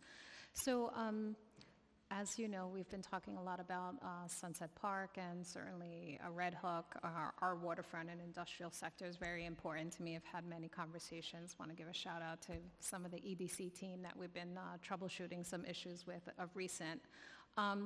Just to note, I think what's really important for us is we know that closing the loopholes, right, in both the zoning and kind of what is allowable is critically important because of the corrosiveness of what is happening and the withering away of our industrial zones. I mean, what is Councilmember Gutierrez's challenge of nightclubs is my challenge of last mile facilities. That is quite frankly a corrosive element within our industrial business zone. No one can compete with Amazon facilities who have endless reams of money and buy incredibly large swaths of facilities, and they can do what they want with them. And we have no tools to mitigate, no tools to address. So obviously this is a huge issue for us in our district.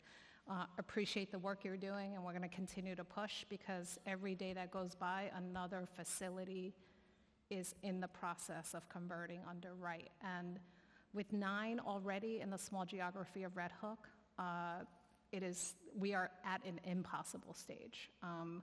And so I'm looking for urgent, all hands on deck, immediate action today because the houses on Van Brunt are falling into the street today. So I guess what I would like to know is, I guess to go back to Sunset Park, we know we have a number of projects in our industrial business zone that EDC is involved with that does not provide adequate job data once the project is implemented.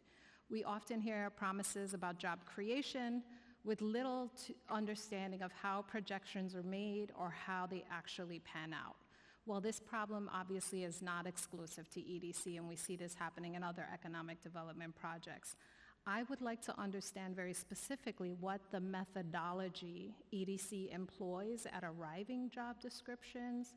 How does EDC monitor actual local hiring? I have yet to see a data set that tells me anyone in our neighborhood is actually being employed in any of the major footprint within our community.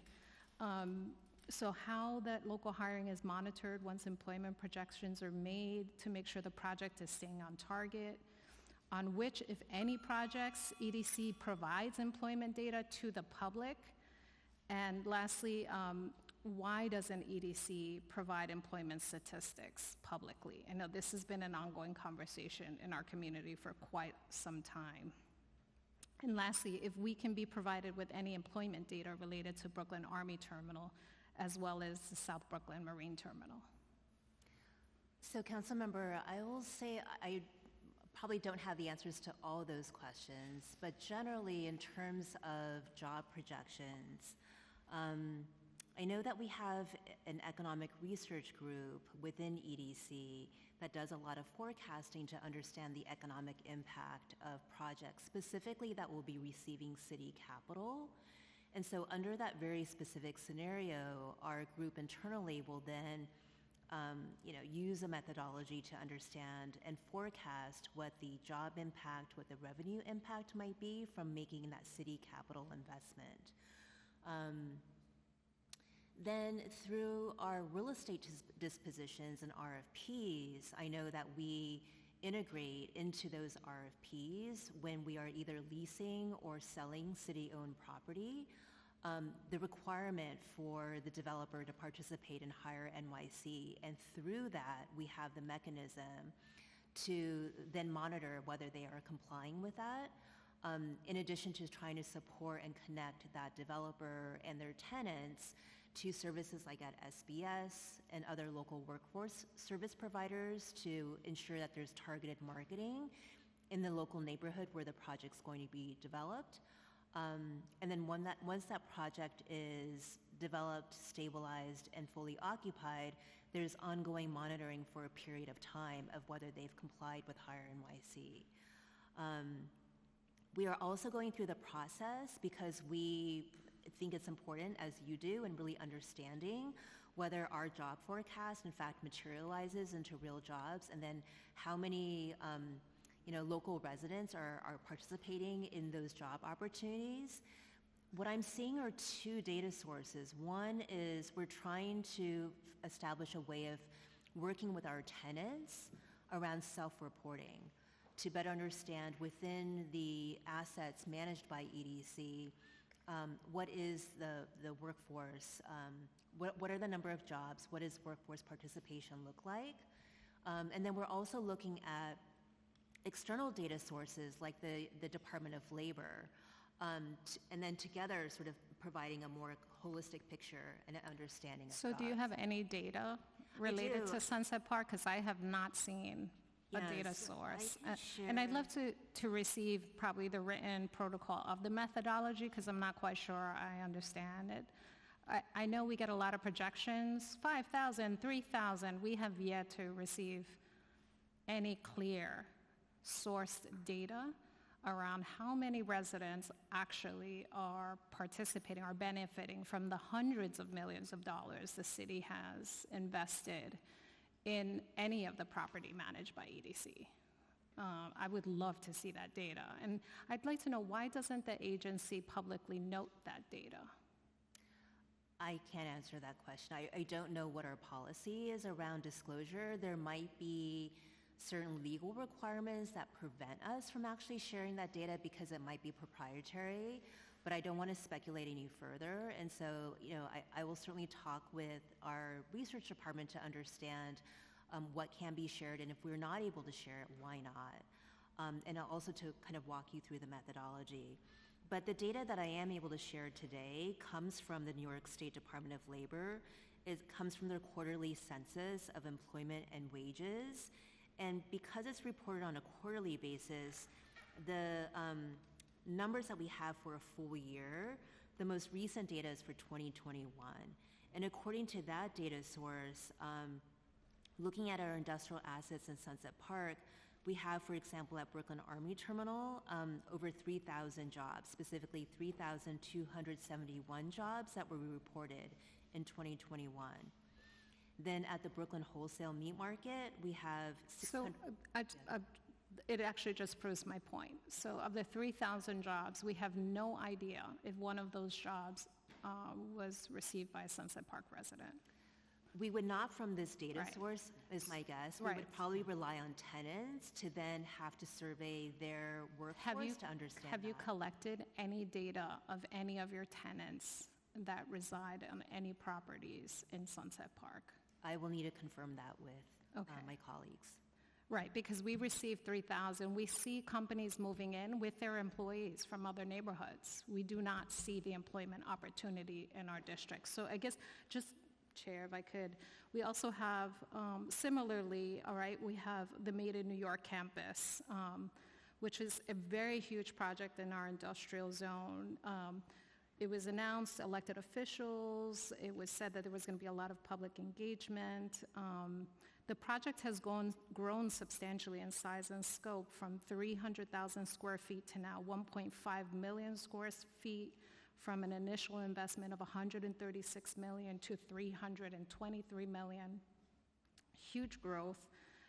We are curious about at what threshold does the size and scope of these projects change, and how community is or is not involved? It seems like it was not. We just kind of received that the project continues to grow, continues to receive public subsidy, with no clear local impact and requests around how that is actually going to benefit the community. We understand, obviously, there was a CBA that was connected to the project.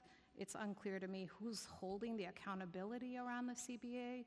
And when a CBA was done with, let's say, the scope of the project initially was 123, it has now tripled. Does the CBA also triple in size and scope with that kind of investment? So I'd love to know, who is holding the CBA? How is that being held accountable? And does it also change in size and scope as the projects increase?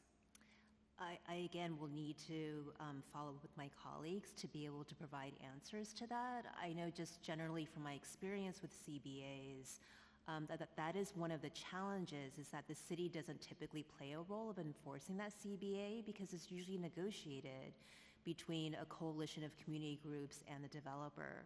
And so in that scenario, it often falls upon that coalition of community groups to then play that ongoing monitoring and enforcement role. But again, I'll ask the question of my colleagues to understand if that's the case here or different. Sure, and here too, same question around employment data. How much of this $300 million project will we see a job from our community? And what kind of job? We not only want to see the 30 jobs, we want to see, are they full-time jobs? Are they part-time jobs? Are they living wage jobs? We'd like to see the full data set around what these economic developments are actually producing for the local community that bears the brunt of these industries. So yeah, I just want to quickly, Chair, if I may, seg for a quick question to our DCP colleagues. I came in late, so I don't know. There you go, sorry. On May 22nd, our office sent a letter to DCP asking for clarification on a project at 6128 8th Avenue, and we have not yet received a response from your office. I'd like to flag it to you and would like to know, when can we expect a response from this letter? It's particularly important and highly contentious. Sure, Councilmember. I'm not familiar with the issue, but I have written down the address, and I can assure you that as soon as this meeting ends, we will go get you an update. Awesome. And I have more questions, but I'm going to give it back to the chair so I could get myself together, and would love to revisit all this work. But thank you so much. Thank you, Councilmember Aviles. I just have a couple quick questions for SBS. Which offices within SBS work with industrial businesses and IBZs? And how many staff are dedicated to serving the industrial sector? Thank you very much for that question. Within SBS, we have multiple divisions. The Division of Business Services, which is my division, we manage the 9 industrial business service providers. And through that, we have 14 staff members. The Workforce Development Center, which manages the Workforce One Industrial Center and the Industrial Transportation Career Centers, which there are 4 of those. There are 56 staff members. Great, thank you. And then what information does SBS currently collect about industrial businesses in New York City, and how is it collected, how often, when is it made available, if it is at all? The IBSP providers are responsible for collecting data to inform their services. It's very informally done. It's part of when they do outreach into the community. So they look at things like market trends or openings in different communities, anything that they notice that might impact their delivery of service. Okay, great. And then how does SBS currently ensure that services are reaching industrial businesses in each IBZ? And what does SBS view as most effective in industrial business support services and incentive programs? SBS is taking a very proactive approach in our outreach. So we're doing more door-to-door outreach as well as quarter tours, which we've done with many of these council members. So thank you very much for that. So for example, during Small Business Month, the month of May, we actually reached, between door-to-door outreach and our events during the month, we reached 3,000 businesses throughout the neighborhoods. In terms of our the best service the IBSPs provide, we actually the IBSP providers work with businesses to apply for different incentives. So there are a number of them that it varies depending on the business, but they'll actually help them with the applications. Okay, great, thank you.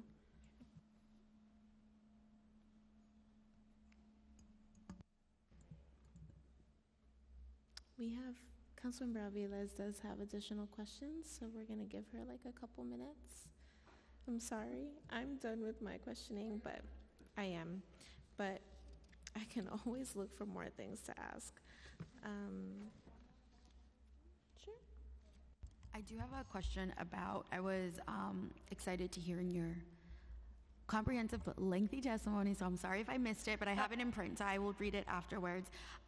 Just about battery storage, I would love to hear a little bit more on how you are all moving forward. I'm obviously very supportive of it, but in my district, there was a little bit of contention around the installation of battery storage in a particular, one-off building. And while I do believe we all have to do our part, my understanding is, we have a long way to go in the city of New York as far as battery storage. So would love to hear what the administration's long-term plan is, how you are all engaging, and what's really the best role that the council can play, especially for those of us that are in support of meeting our goals quickly. So, Councilmember, I think what you're alluding to is perhaps a lot of the safety concerns, right? Especially because the types of battery used for energy storage systems might be similar to the batteries in e-bikes, which have escalated, I think, some concern. Oh, I'm personally not concerned. I know the distinction. I know you are, I've been totally prepped on it. I think it's mainly about what I guess what I wanted to say is what I learned from that experience is it was a drop in the bucket what we were trying to do in that particular building. I'm curious what is the role that we can play in doing more quickly. But I appreciate that you're raising that because yes, there needs to be a distinction made, and you're more than welcome to make that on the record. But I am fully aware. Right, and so what I was trying to get to is that I think, so city planning is trying to make it more possible for battery storage to happen in more buildings. EDC's role is through the IDA to offer the tax incentives to make that capital investment for actually building battery storage systems more affordable, so lowering the cost of capital investment. But I think there's a whole regulatory side where there's probably still room for thinking about working with the FDNY, Department of Buildings, about where to streamline the permitting of battery storage systems while still balancing that with safety. Yeah, I think Jen covered it, council member, but I will just clarify in particular the City of Yes for Carbon Neutrality text amendment is looking at lifting some of the zoning barriers to siting them. Battery storage is allowed in manufacturing districts today in an unlimited square footage way. So there we think the issue is really about cost, and I think that's where the IDA subsidies have been effective in a number of cases already. But zoning does not allow battery storage in commercial and residential areas except in limited cases today. And so we're making some very important improvements through that proposal because the battery storage, as I think you're also alluding to, it's not just about in some cases it's a field like a substation. In other cases, we're talking about solar arrays on a rooftop that are linked to storage within a residential or a commercial building. But today, zoning treats that the same as a power plant. And so, that is one good case. And by the way, I think in my comprehensive but lengthy testimony, you will see, a lot of the cases where we're thinking about just breaking down that binary sense of industrial and non-industrial, because there's such a wide spectrum here, and we think that that binary sense is what's gotten, particularly in zoning, in the way in the past of allowing us to bring more industrial uses into our commercial areas. And so this is, a lot of the improvements we're making in both the carbon neutrality text amendment and in economic opportunity are unleashing uses that are only in our manufacturing districts because they've been so permissive, and giving them other opportunities outside because we think they're needed, because we think they reduce vacancy, they give businesses more flexibility, and they're a relief valve to the M districts themselves. I see what you did there with the binary piece. I got it. Can I ask one just follow-up question and I'm done? Lindsay, shout out to you. We had a wonderful tour last week, I think. Would love to hear, I don't know if you got to look at the bill we're discussing today, but would love to hear. And you've been so active, a part of the working group. Would love to hear if there's anything that you reviewed in the bill that is a flag to you. For example, the timeline that we've proposed, the kind of reviewing of it every 5 years. Certainly the sponsors of the bill feel this is much needed. We've never ever actually done kind of a comprehensive planning. Would love to hear if there's any initial flags for you, someone who has so much experience in this. Thank you, Councilwoman. Yes, we've all looked at the bill, and I echo my colleagues' comments that the goals are laudable, and we all have spent much of our career trying to do this work. We've shared a lot of our sort of technical feedback. I do think, candidly, doing the work, just the questions that Councilmember Avila's asked about the data and our ability to actually know some of this information, get it from the businesses who are busy trying to run their business and don't really want to respond to a tenant survey. Where I'm living that in real time at the Navy Yard, even if it is a requirement of someone at least to tell us how many people they've hired and what their wages are. Getting them to comply without having to be really heavy-handed is quite difficult. And that's just trying to do things like count the number of people. Right, and we can do that in other ways, whether they have, whether we count access. And so there's a lot of layers to it. So I think it's quite a significant, boots on the ground kind of effort to do a lot of the work and have it be smart and thoughtful. So I think the timing is really intense to be able to do it and then give the administration time to put together a policy that responds to the data and then try to enact it. That might get a little tight. The 5-year timeline? Yeah. Just thinking through our own work on our master plan. Obviously the pandemic put some pause in new construction, but thinking about the work that goes into looking at what kind of building you might want to build, and then trying to figure out how much it costs and how do you design a building for industrial businesses of the future as opposed to just the ones you have today, and then figuring out going and getting those tenants and having them sign up to say, yes, I know how much space I might need in a few years. It just can take a lot of time, because a lot of the businesses, we really love what they're trying to do. They're working very hard. They don't have the luxury of planning very far ahead unless they're very big corporations like a General Motors or folks that are like Fortune 1000 companies, and those don't tend to be the folks that do manufacturing in New York City for a lot of reasons and the changing demographics of businesses over the last decades. But it's something I think we would all love to see change if we're going to have a mature, thriving industrial and manufacturing sector. I think it'll just take us some time. Yeah, I think, and we'll continue having that discussion, but certainly Chair Farias in workforce, I think, does a lot of this kind of reporting, and I do think it's so vital. I would love to understand a little bit more, maybe offline, on what those challenges look like, and how we can be helpful, how tech can be helpful. But I think it's important that we do kind of push back a little bit on that, because that's why we're here. Totally. Thank you, Chair. Thank you, and Councilmember Aviles. Yes, thank you, I'm ready. And I appreciate what you're saying about the complexity of obviously collecting the data. We're very aware of that challenge, but I think, I hope you understand how frustrating it is as a community to see millions of dollars being pumped into private businesses, always with the promise of jobs for your community, and never seeing that materialize because it's just so hard to collect.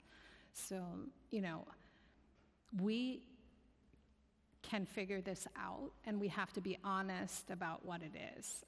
And so we'll continue to ask those questions, but certainly recognize these are complicated, but not complex.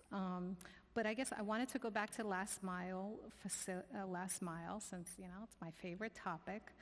I guess with regard to the special permit application, which I was proud to be a signatory on that, I wonder, given the scope and scale of the last mile problem, with which DCP acknowledges, whether consideration would be given to waiving the enormous fees associated with the application process so that our CBOs don't bear the brunt of the city's lack of planning around this particular issue.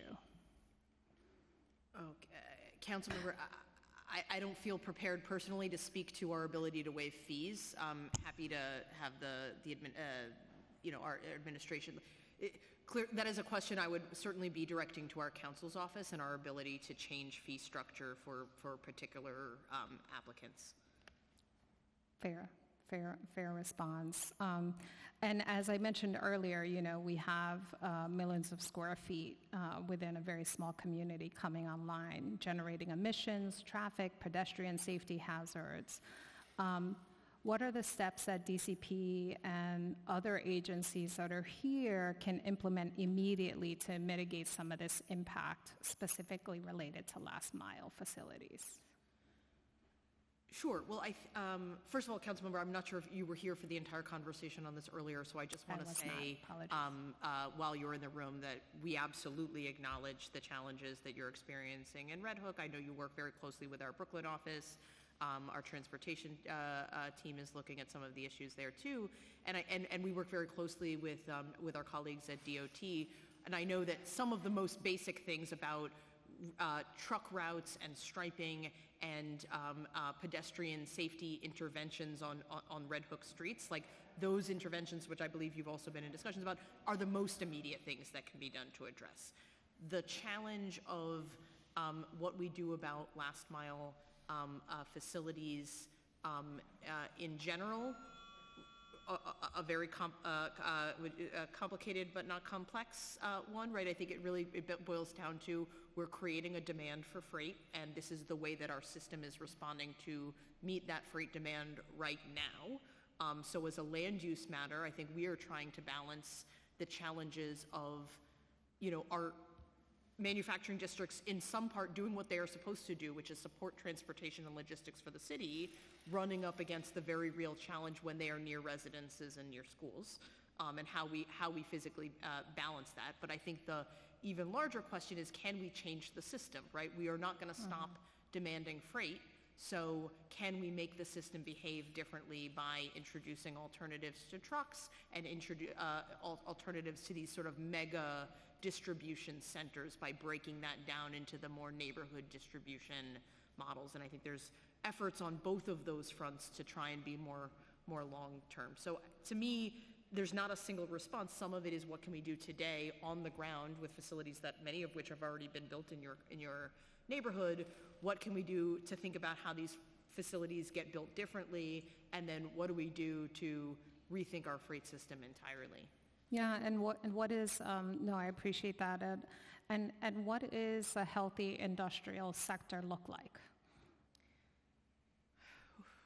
You're really the most meta question of the and entire... you don't have to go full, but I think this is a question that we obviously struggle with living with the industrial sector, right? Yeah. Seeing a healthy, I think the simple answer parallels a community, right? A kind of diverse ecosystem of things that we need, right? That is kind of interconnected.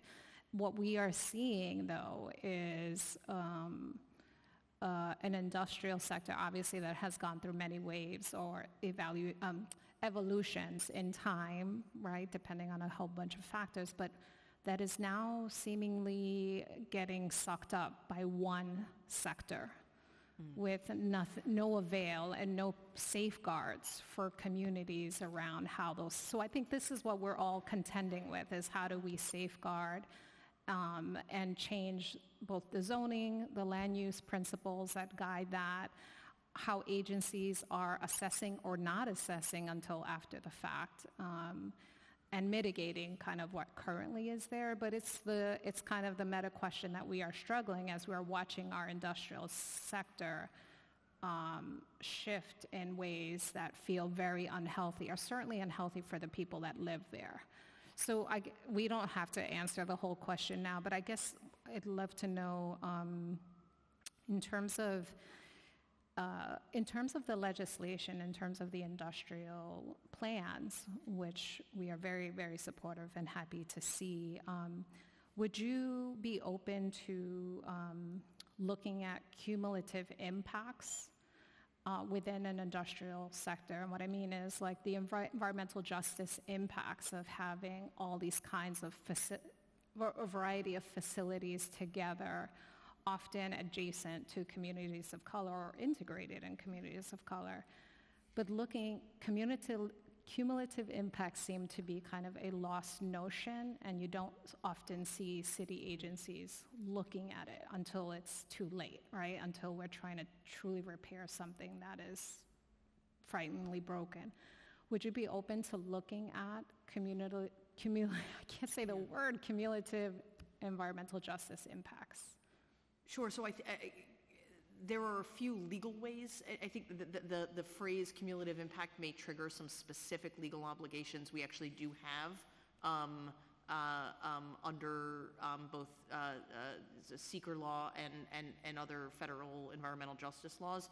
So I think the answer is we may have some obligation to do that, but as a practical matter, so I'm going to say, not using the technical definition, but do we look at, and are we open to looking at the preponderance of facilities in a particular area and how that's relative to other areas? Absolutely, we do all the time, and we're very well aware that many of the facilities are being built in your district as well as in Councilmember Salamanca's district. By the way, when you look at a regional perspective, those are not the only two sites, right? We're actually also equally aware that our neighbors in New Jersey and Pennsylvania are building last mile facilities and distribution facilities that service New York City's consumer demand at exponentially larger numbers, right? So I think we actually do look at that and try to understand the entire system, more globally. And I think to us, it's just a fundamental question of where the demand is not going away for servicing freight, and particularly consumer and freight into New York City. So how do we site that in a way that is more beneficial to communities? And historically, we have relied on our manufacturing areas to be the place where we can site that. But in your case, I think there's a very particular challenge about the relationship between our manufacturing areas, which should be servicing our transportation and logistics needs, also being really close to residences and schools in particular. So I think we're absolutely open to that, but I think that's fun from a planning perspective. I think our challenge is really thinking about what is the outcome we would like to see that still allows the city to be serviced, but reduces the conflict. And it is a deep challenge, and the best answer we have is thinking about neighborhood scaled and alternative systems that reduce some of that demand in the form that is most problematic for communities. Sure, and when you understand the cumulative impact, right, in relation to the community that is housing those facilities, and you have a guardrail in place where you understand 6 facilities means this much billions in toxins into the air, we won't continue to site facilities or allow them to be kind of unregulated and having such issues speaking today. So this is obviously is an ongoing conversation. I'd also like to know if you'd be open to ensuring with relation to the legislation, even more legislation currently calls for 1 public hearing. I'm a big advocate of having more public engagement, seeing a community that has such little community engagement in some regards. Would you be open to having even more public engagement? Yeah, I think, Councilmember, we're looking forward in general to following up with you on the specifics of the bills, but we agree we would never, I think, have one meeting about an important topic. Awesome. And I guess lastly, in terms of, you noted, obviously, looking at the regional layouts of last mile facilities, and many other states have, in fact, been much more forward-thinking in terms of getting a handle, not forward-thinking, but trying to regulate what they see the impacts have been on the ground within their communities. I guess I'd love to hear more about what has DCP learned in terms of its exploration of how other states are regulating last mile facilities in their states that you're considering importing into our state.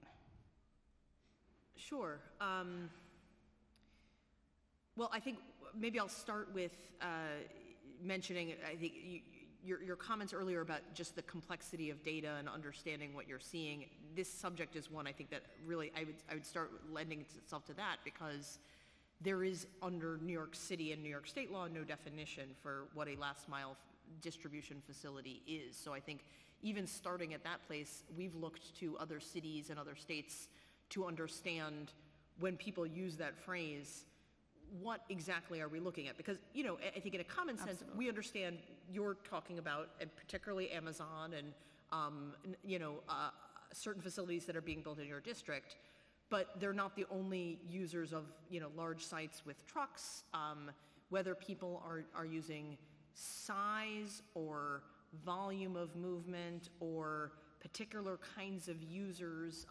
So I think we've learned a lot from comparable studies, just trying to understand what is the class of business or industry that we are looking at, and how do we distinguish one from another in terms of the kinds of impacts that we are trying to evaluate. So I think that's where I would start. Certainly, I think we've seen from New Jersey different. There are varying opinions about the success. I mean, at the state level, I think there's been a real embrace of being the transportation and logistics capital of the United States, in part because of the jobs that is bringing to New Jersey. But then we've also seen more local responses in certain neighborhoods that also are seeing a preponderance and some of the physical challenges that are associated with that. I think a real range of responses that are, from bands to more design guidance related to how facilities are built. Yeah, all of those will be certainly important, and 100% agree. There is no definition, and we've been trying really hard to get a definition so that we can create a baseline somewhere. And certainly, this is why the text amendment is both very important to begin to create that, because what we have right now is too porous and too problematic, and we see the clustering and the impacts with very little ability to stop it and mitigate it, which we're obviously all working on. But I appreciate that, and certainly there's a ton more to learn. I know you've seen all the articles of many states and communities who are struggling with the environmental justice impacts of these facilities are quite profound. So thank you so much. Appreciate it. Thank you, Councilmember Aviles. We were also joined by Councilmember Tiffany Caban online, that is virtual, and because there is not quorum in the room, she does have 3 questions that she sent me over that I would like to ask. Jobs in the transportation and warehousing sector, which have doubled over 16,000 in recent years, have high injury rates, frequent turnover, and inadequate benefits and pay. What labor issues are you aware of workers in last mile facilities facing?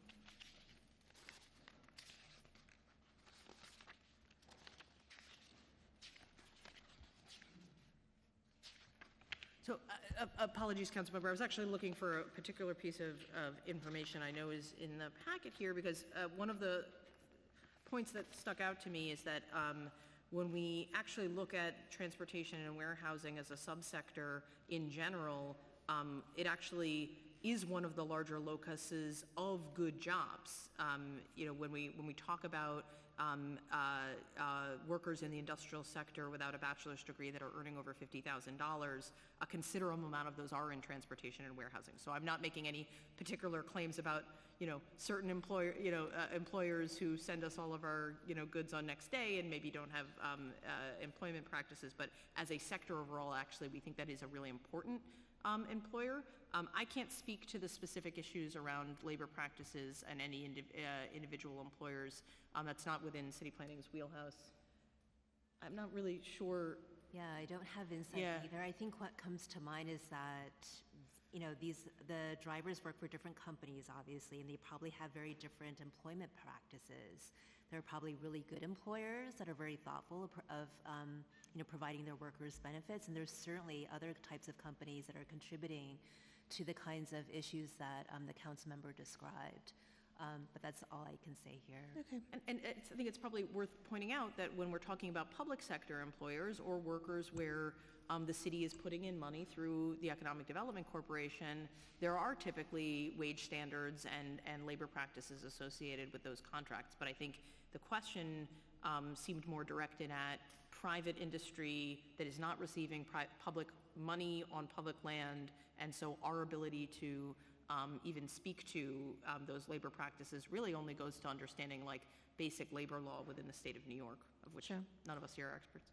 Thank you. Do you think the city should play an active role in ensuring last mile facilities are developed with basic environmental and labor protections? So I'm going to repeat what I just said, which is I think in the cases where we're talking about private industry on private sites, we do not regulate labor practices. While we are taking very seriously the siting considerations for last mile facilities and whether there are particular environmental issues about large sites generating truck traffic, we are not able to use zoning. It is not a legal use of zoning to manage the labor practices associated with a class of uses. Are you aware of the extent of the street safety concerns for pedestrians near last mile facilities?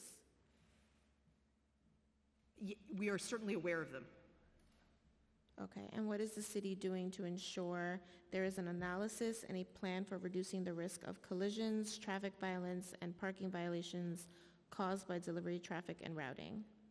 So I think if City DOT were here, I think part of what they're focused on is around this idea of piloting micro-distribution hubs, meaning looking at how to perhaps remove some of that traffic from the streets to reduce conflicts with pedestrians to off-street locations. So for example, areas under bridges, where there isn't as much pedestrian traffic and where it might be safer for these last mile delivery companies to be doing that staging, unloading, and deliveries of goods as a way of trying to address those safety concerns. And so I know DOT is in the process of designing a pilot to be launched later this year. If City DOT were here, I think they'd also comment on how much of their work overall in the city is about improving street safety for pedestrians, which are challenged by both passenger vehicles and trucks in many circumstances, and that much of the interventions they do in terms of crosswalking and pedestrian intersection improvements and street redesigns are directed at exactly this challenge. Where city planning interacts with that typically is in site design, both are for our sort of base zoning as well as when we have the legal wherewithal to be doing site review. We constantly work with DOT to manage curb cuts and the design of loading facilities and where they interact with the street to reduce the pedestrian conflicts on a site, making sure that where we have parking coming in and out of buildings is not also at intersections and where we see those largest pedestrian loads. So we do have that interface, where a building meets the street. And outside of DOT not being here, would you support legislation mandating such of an analysis?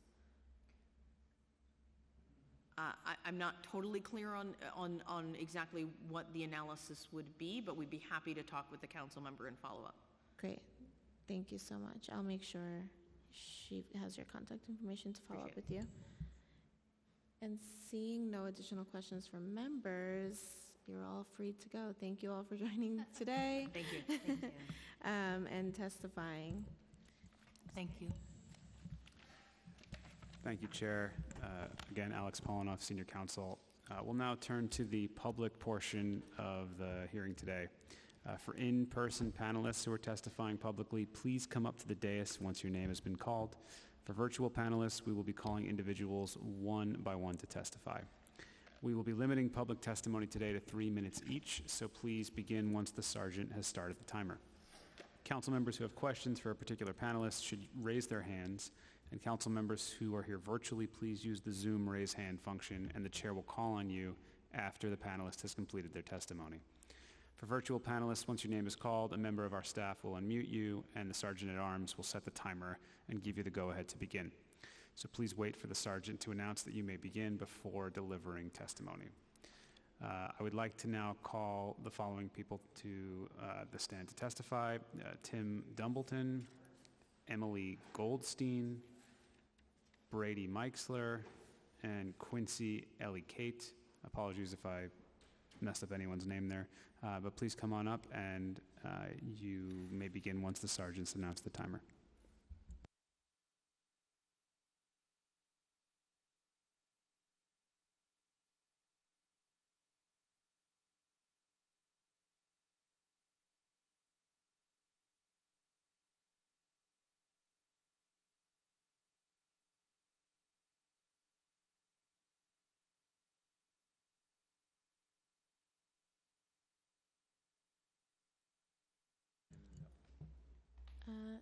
Tim, you can begin whenever you're ready.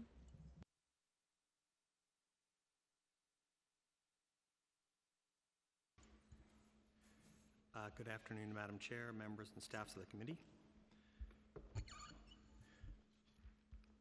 My name is Tim Dumbleton. I'm the Chief Operating Officer of Microgrid Networks. Our company is building and operating energy storage facilities in New York City. We're committed and aligned with the state and city's policies for decarbonization. Currently, the clean energy industry in New York City suffers from a lack of government coordination, planning, and policy, which jeopardizes New York City's chance of meeting ambitious state goals for decarbonization. This includes the deployment of 6,000 megawatts of energy storage roughly half of which should be installed in the 5 boroughs. In the past 4 years, the city has installed less than 1% of the 2030 goal, and we have only 7 years left. This lack of coordination and planning risks further damage to the climate, as well as delaying the benefits of the clean energy economy for all New Yorkers. We believe that creating an action plan that incorporates economic development and industrial policy around clean energy will maximize benefits both inside and outside of the industrial business zones. Today, I would like to share with you key points on the importance of energy storage and the role that IBZs play in deploying this critical technology now and in the future.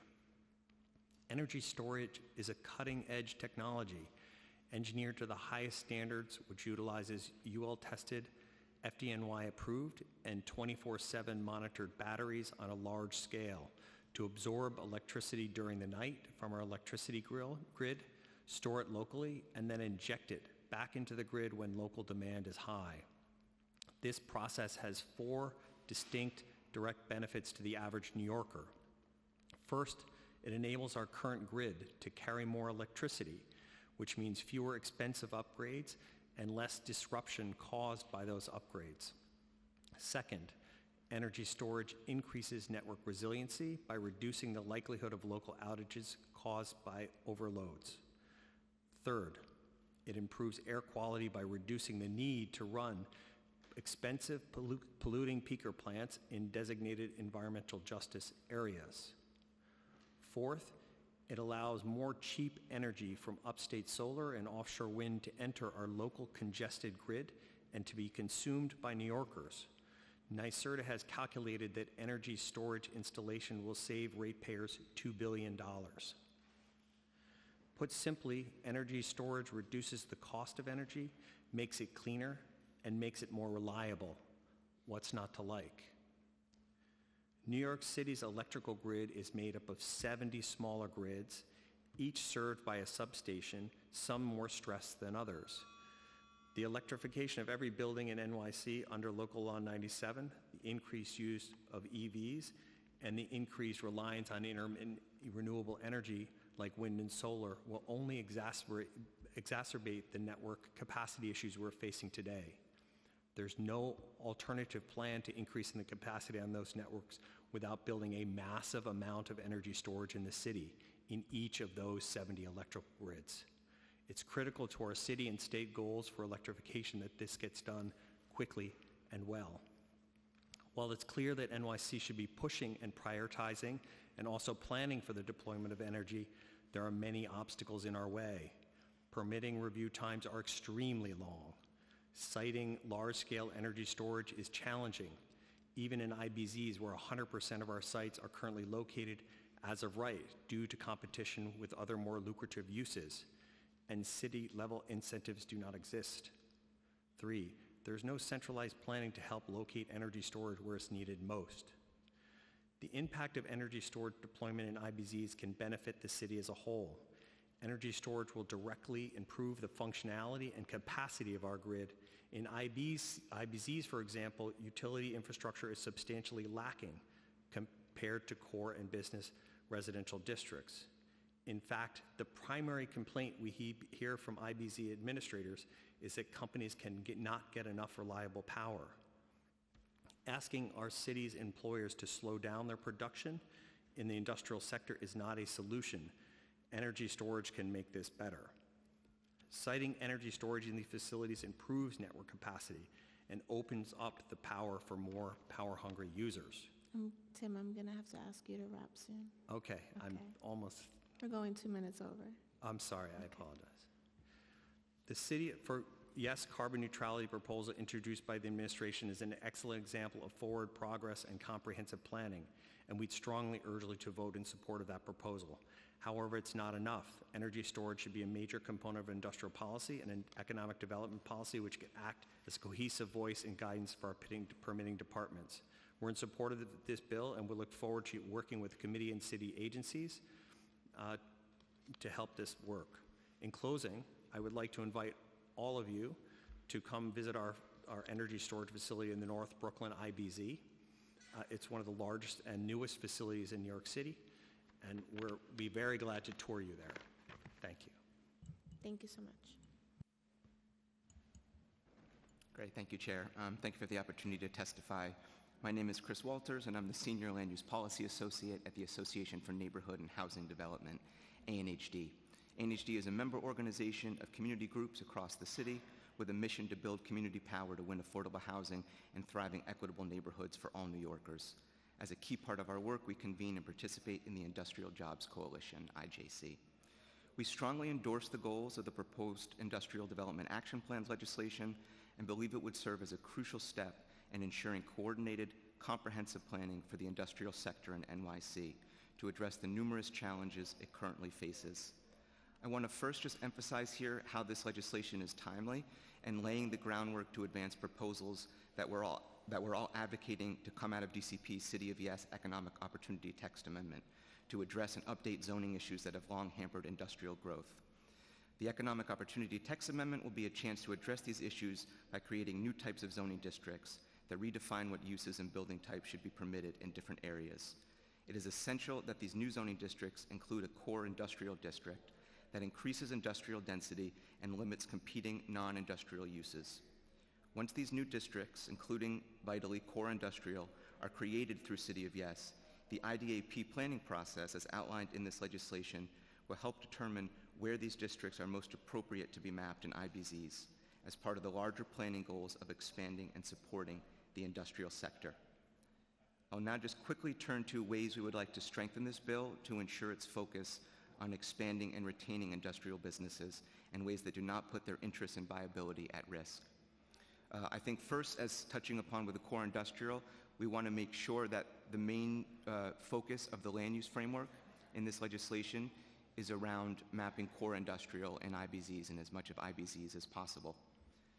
We'd also like to more strongly identify IBSPs, industrial business service providers, as lead partners in the planning process coming out of this bill. They bring invaluable expertise and connections with local businesses that I think could also help with some of the concerns the city was addressing in terms of their capacity to do this work. We want to make sure that there's a goal of optimizing and growing industrial incentives. I think there's a lot of ways that they can be more equitably accessed by industrial businesses. We want to make sure this legislation points us towards that. And then lastly, we want to strengthen potential levers for acquiring or encouraging implementation and integration with other planning. In short, we want to ensure that this legislation is implemented, the plans coming out of this legislation are implemented by the city. Thank you very much. We're excited to work with the council to ensure this planning bill truly protects and reimagines the city's industrial business zones, allowing industrial businesses to remain and grow while enhancing the capacity of industrial business service providers to advance economic equity and opportunity for every New Yorker. Thanks very much.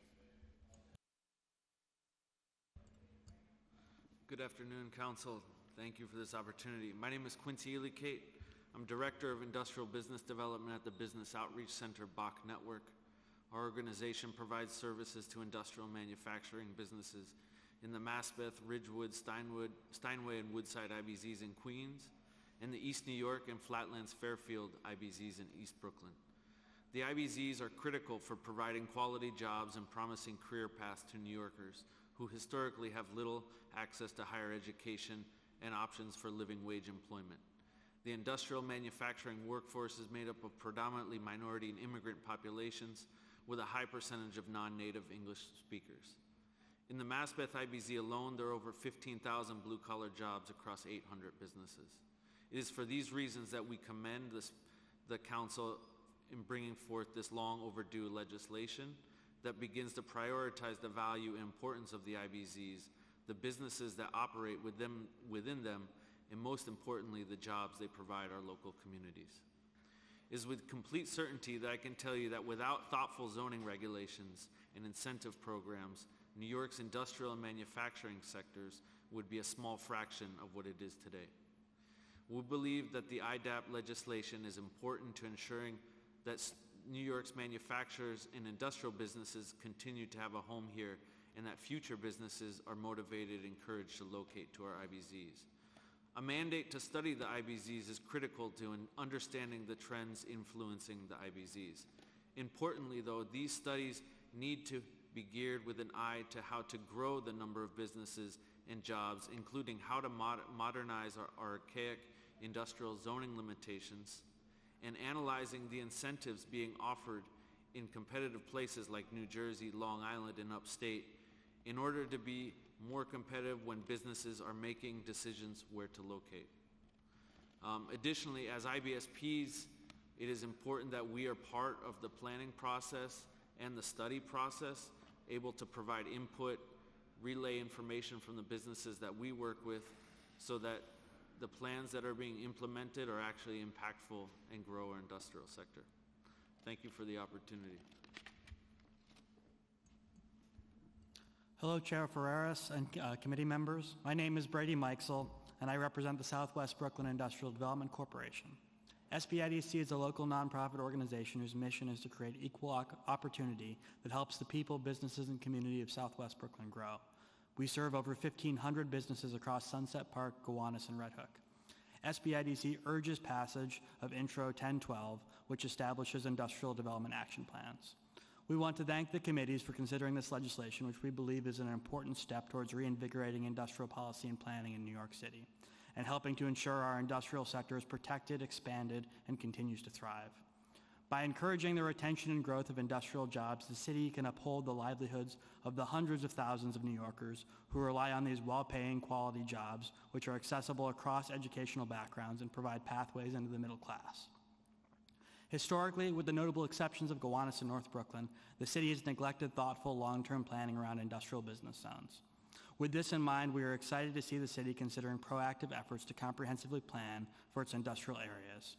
We believe it is crucial to study the IBZs because from a policy perspective, we need to understand these areas and the growth trajectory of these sectors if we are to effectively train our workforce for them.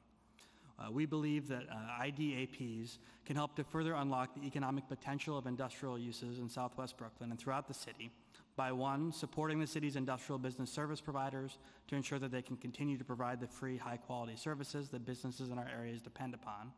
Two, examining dated zoning regulations that currently hinder the ability of industrial businesses to grow.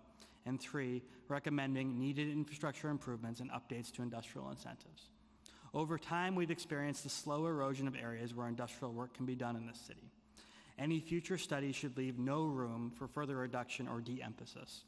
The entirety of the IBZ should prioritize industrial and manufacturing uses. Currently, the legislation allows for portions of the IBZs to be classified as transition areas or growth districts, which could promote more office or other commercial uses.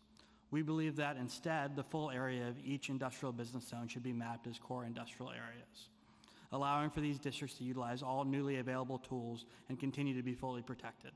Growth districts and transition areas should be reserved for M zones that fall outside of IBZs.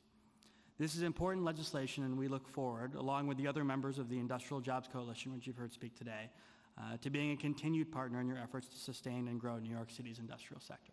Thank you. Thank you all for testifying. Do we have any questions for this panel? Yes. Just one question. Thank you all for testifying. Tim, good to see you. I have a question about a big driver in this bill is to talk about jobs in a real way. Curious if you can share how reporting is done for microgrid and what are the job opportunities for battery storage or battery storage installation. And excuse me if I'm kind of ignorant on this whole process. I think it's valuable, but can you speak to a little bit about the job opportunities for battery storage? Sure. So we're an independent power producer, and we're one of many companies doing what we're doing. Our company itself is started about 4 years ago and is growing pretty rapidly now. We have about 17 people working for us. I think that the opportunity here in our industry is we're prepared to go and build. We've built 2 this year. We want to build 4 next year, 4 to 6 next year, 8 the year after that, and basically build 8 to 10 every year between now and 2050. To build these things they're very sophisticated. We use union labor, and it's hundreds of permanent jobs because we're essentially going to be continually building between now and 2050. So I think that there's obviously jobs within the control systems and the coordination systems, but also what we're really talking about is building hundreds of millions of dollars worth of infrastructure every year for the next 30 years. So the bulk of the jobs is, I get what you're saying. I guess I'm just trying to, is there a way to quantify that roughly like in one site, for example? Sure. So for in one site, as an example, rough numbers, every site takes about a year to build, and our company is trying to go build 70 of them. Each site is an investment of $12 to $14 million. These are for a typical smaller site.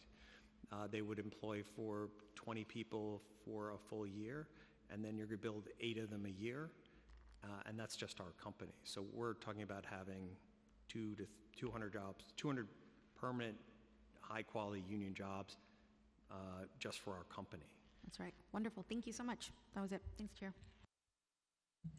Sure, Councilmember Aviles. Thank you. Can each of you describe concrete local examples of how the lack of planning and outdated zoning in our industrial areas has negatively affected industrial businesses or city policy goals? In any order as you wish.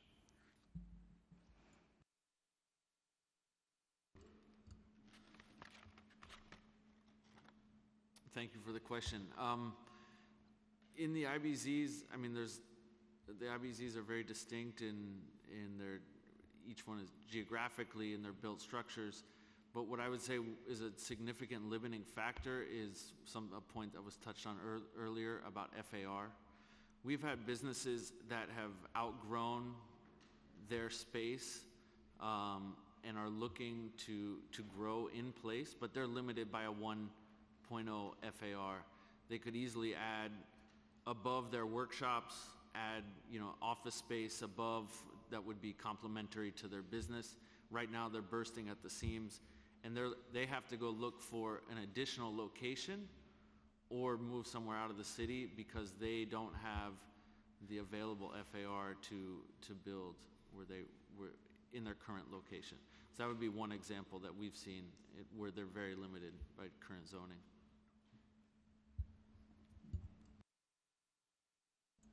And to build off what Quincy was saying there, in the Southwest Brooklyn IBZ, for instance, the industrial vacancy rate is at an all-time low right now. It's under 4%. So we believe that adding density to some of these spaces could really serve a lot of these businesses that aren't able to locate in our district just because there's not the available space. And I think a particular need we've seen time and again from businesses looking to locate in our area has been for high ceiling space.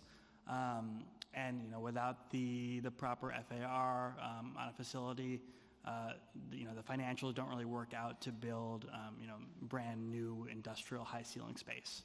So adding that availability to have additional square footage above a high ceiling facility could hopefully unlock that. I could just add one example. I think just if you look in general, like if you look to something like the Greenpoint Williamsburg IBZ, you can see how it's not enough to just have an IBZ. It's not enough to have financial incentives without zoning that is trying to preserve and help manufacturing grow. What you've seen there is basically the wholesale gutting of industrial businesses, and in those places, gyms, basketball gyms, bars, restaurants, large-scale entertainment, and again, so emphasizing that the two hands are not working together, right? DCP and EDC, when you don't have the land use policy working with the financial incentives, that can tend to be what happens. I think that my comments around this would be more about having planning and coordination between the agencies. So we've struggled from, the city and state have established these goals, but then we've basically been left our own to go educate all of the planners at DOB about this new technology. So we've spent an enormous amount of time trying to create all of the standards in each different agency and get them to talk to each other. And there isn't somebody that's saying, okay, we have to go build a bunch of this stuff. Let's make sure that we're able to get it through DOB without having endless delays and training everybody what things are. We've spent, as an example, there is a building use group that surrounds battery storage, but it is around the storage of little batteries. And we have just hours of conversation about how that's not what we're doing, right? So it's things like that where if there was a centralized, it was a feeling that there were people looking out for this industry and trying to make sure that all of the agencies that have jurisdiction over this industry were all moving in a coordinated effort to allow this to be built. It would be a great advantage to us in permitting. Thank you. Certainly resembles a lot of our interactions with agencies and frustrations around the lack of coordination across and the amount of time it takes to course correct. This is a similar follow-up question. It may be the same, it may not be the same, but in terms of, in your view, what are some of the most urgent reforms that we need to make to the city's current business assistance, workforce development, or economic incentive programs? What feels the most urgent at this moment in time for you all? For me, it's just coordination, right? It's just having a feeling that that if the city has this goal, let's make sure the agencies are ready to deal with it. I mean, I think I'm a bit speaking for IBSPs, but I know one is just ensuring their funding and their funding for multi-years. I know there's a lot of issues with getting the funding they need to do their work. I would not quite include it in your question, but I would definitely just put again the land use policy within that. I think just the need for increased FAR for industrial uses and then limiting competing uses in core industrial areas is and has been for a while sort of one of the existential issues. But leave to you guys if there's more for. Thanks, Christopher. I would agree the IBSPs, as an IBSP, I know that it's very tenuous. Our funding is not insured going forward, and it makes it really hard for us to plan. I know that if we're paid very late. It's really hard to run an organization that way. Our funding has been cut since the beginning of the program. So that is really critical to the work that we do and the advocacy that we provide to businesses and the community. But really, I think industrial manufacturing businesses need zoning protections that really limit alternative uses that are non-industrial within our IBZs, and they just cannot compete on a market level with somebody who can come in, a developer looking to, put self-storage or some other competing use that's not non-industrial. And so that would be my priority. And I, of course, as an IBSP as well, we echo the same concerns about IBSP funding. On the land use issue, these competing uses, competing, for the same space with rents. I think within IBZs, it would be great to see some sort of, requirement that buildings going up have, some kind of industrial usage component. So where there is office space, that's being used to cross-subsidize lower industrial rents. Okay, thank you. I think we're going to move to our next panel. Thank you all so much for answering our questions. Do you want me to do it? Can we have Krista Starrett, Raul Rivera, Ashley Sanders, and Peter Goldberg to join us in the hot seat? And if there's anyone else here in chambers that hasn't been called to testify and would like to testify, please find a sergeant at arms in the front to fill out a sheet. And Krista, you can begin when you are ready.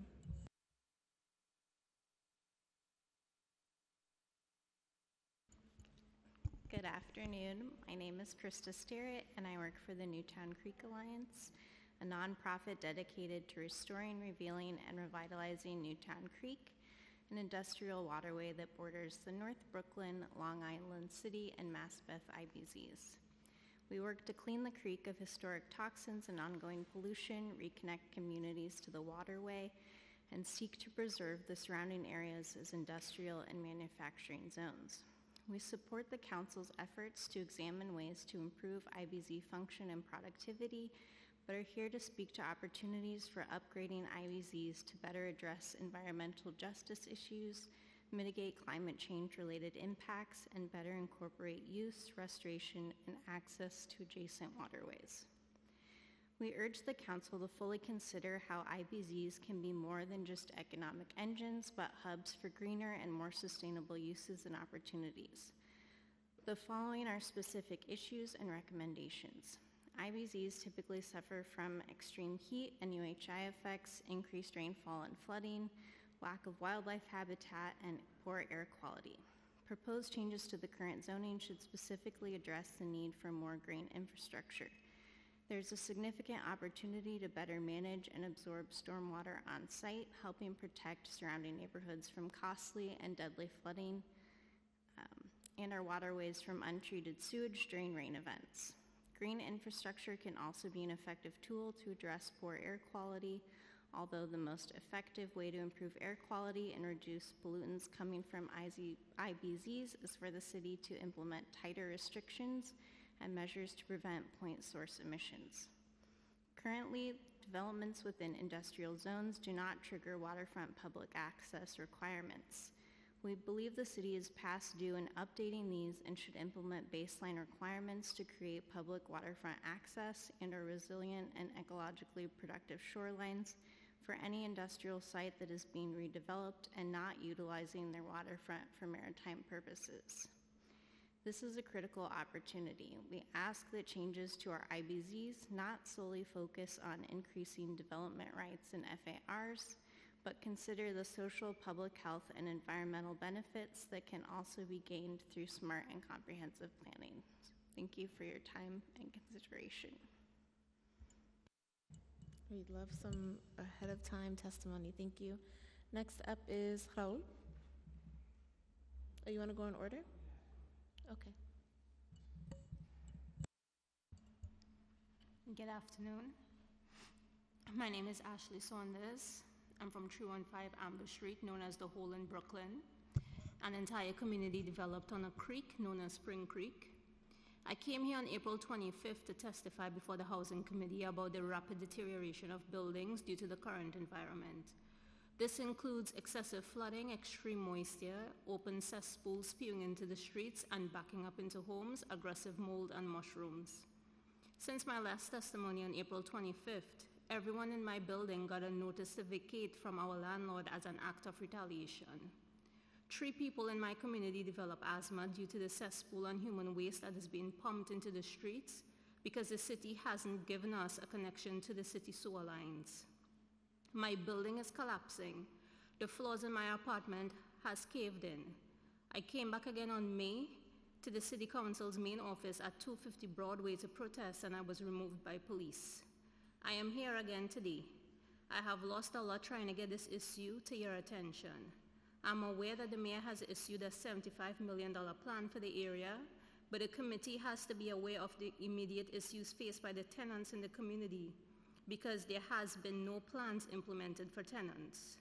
Currently, I have been told by the Department of Buildings to call 911, but doing so will trigger an immediate vacate order, creating an uncertainty of housing for all the tenants in my building. To date, 2, soon to be 4 homes have been given vacate orders, leaving tenants homeless. These vacate orders are being issued due to the structural development on compromised land. I am asking the committee, instead of trying to implement proposals to use the land, to try and effect a plan to restore the land to its original state. Thank you. Thank you so much for your testimony. Okay. Hi, my name is Peter Goldberg. I'm an organizer with Tenant Union Flatbush, and I'm here today with Ashley representing her fellow tenants at 315 Amber Street. I just want to speak about what I've witnessed in their building. having come there in the last couple of months, and why I felt it was necessary to come before these committees today. Working with the tenants at 315 Amber for the last few months, one thing that's really stood out is the massive discrepancy between the severity of the issues they face and the city's anemic response. Deteriorating floors, vermin, landlord harassment, rampant mold, flooding, and septic leaking into the walls. This is only the beginning of the list. These conditions are not just physically dangerous, but we believe they've been the direct cause of various health issues that tenants are experiencing. Due to the sheer number of different problems, it's been a dizzying time simply trying to figure out which agency can respond to which issues. HPD refers us to DOB, who refers us to DEP, who refers us to DOH. Even with a growing mound of violations issued, essential repairs continue necessary to ensure the well-being of tenants have not been started because of bureaucratic distinctions between the various issues these tenants are facing. To give one example, it seems that no agency is capable of cleaning and repairing an open cesspool in the tenant's yard, which has led to human waste pooling outside just feet from the home, preventing them from opening their windows. These agencies have been alerted several times about these issues. We've held rallies to draw attention to them. We've spoken to agency leaders personally, but none of this alleviates the basic problem that these agencies are hamstring when it comes to coordinating their response to the problems at 315 Amber. Because of that, we've come here to address ourselves directly to City Council, as several of the council members in the Land Use and Economic Development Committees also share seats in the Housing Committee. There was, alas, no meeting for tenants to voice these issues. We want to ask members of the City Council to use their power to help ensure these fixes are done so that the tenants at 315 Amber can live safely and healthfully. Thank you. Thank you for your testimony. Just again, this is 315 Amber Street in Brooklyn? Yes. Good afternoon. My name is Raul Rivera. I'm a TLC driver and a TLC driver advocate. I'm a native from the Bronx. I don't know what you can say in 3 minutes. I don't have anything written down, but we are concerned that our council, well, I'm concerned that our council members are not being vocal enough when it comes to congestion pricing. This is the Committee on Land Use, and our council members are being silent. We don't hear them saying anything about congestion pricing. If you want to defend your district and the people in that district, you must be against congestion pricing. You should be more vocal. We don't hear anybody saying anything about it. Are you for congestion pricing? We wanted to testify in front of Salamanca, but he took off. I spoke to his staffer, couldn't give me a straight answer. It's not hard. It's either you're for it or you're against it. We know that Joe Borelli, Councilmember Joe Borelli, has a resolution that should be supported by all council members. Why? Because that resolution gives a voice to the people. The people could vote on it, but our elected officials, like the governor and the mayor and many council members, are looking the other way. They don't want to give the people a voice. Push that resolution. Give a voice to the people. Let them decide. Let them decide on congestion pricing. It's going to affect the little guy, the people of color that we always talk about. Also, I want to talk about cobalt. Cobalt is a mineral. This is the third time I talk about it. Cobalt is a mineral that's needed to make batteries for electric vehicles. And in the DRC, in the Congo, in Africa, we have little boys and little black girls, people of color digging for that cobalt so New York could be green. New York is not going to save the planet. Councilmember Ivelis, can you at least pay attention? It's important. The cobalt is being mined by little black boys and girls so New York City could be green. New York City is not going to save the planet. Congestion pricing is basically being robbed without a gun. That's what that is. New Yorkers do not want congestion pricing. We encourage our council members to speak up if you're against it. If you're for it, we want to know.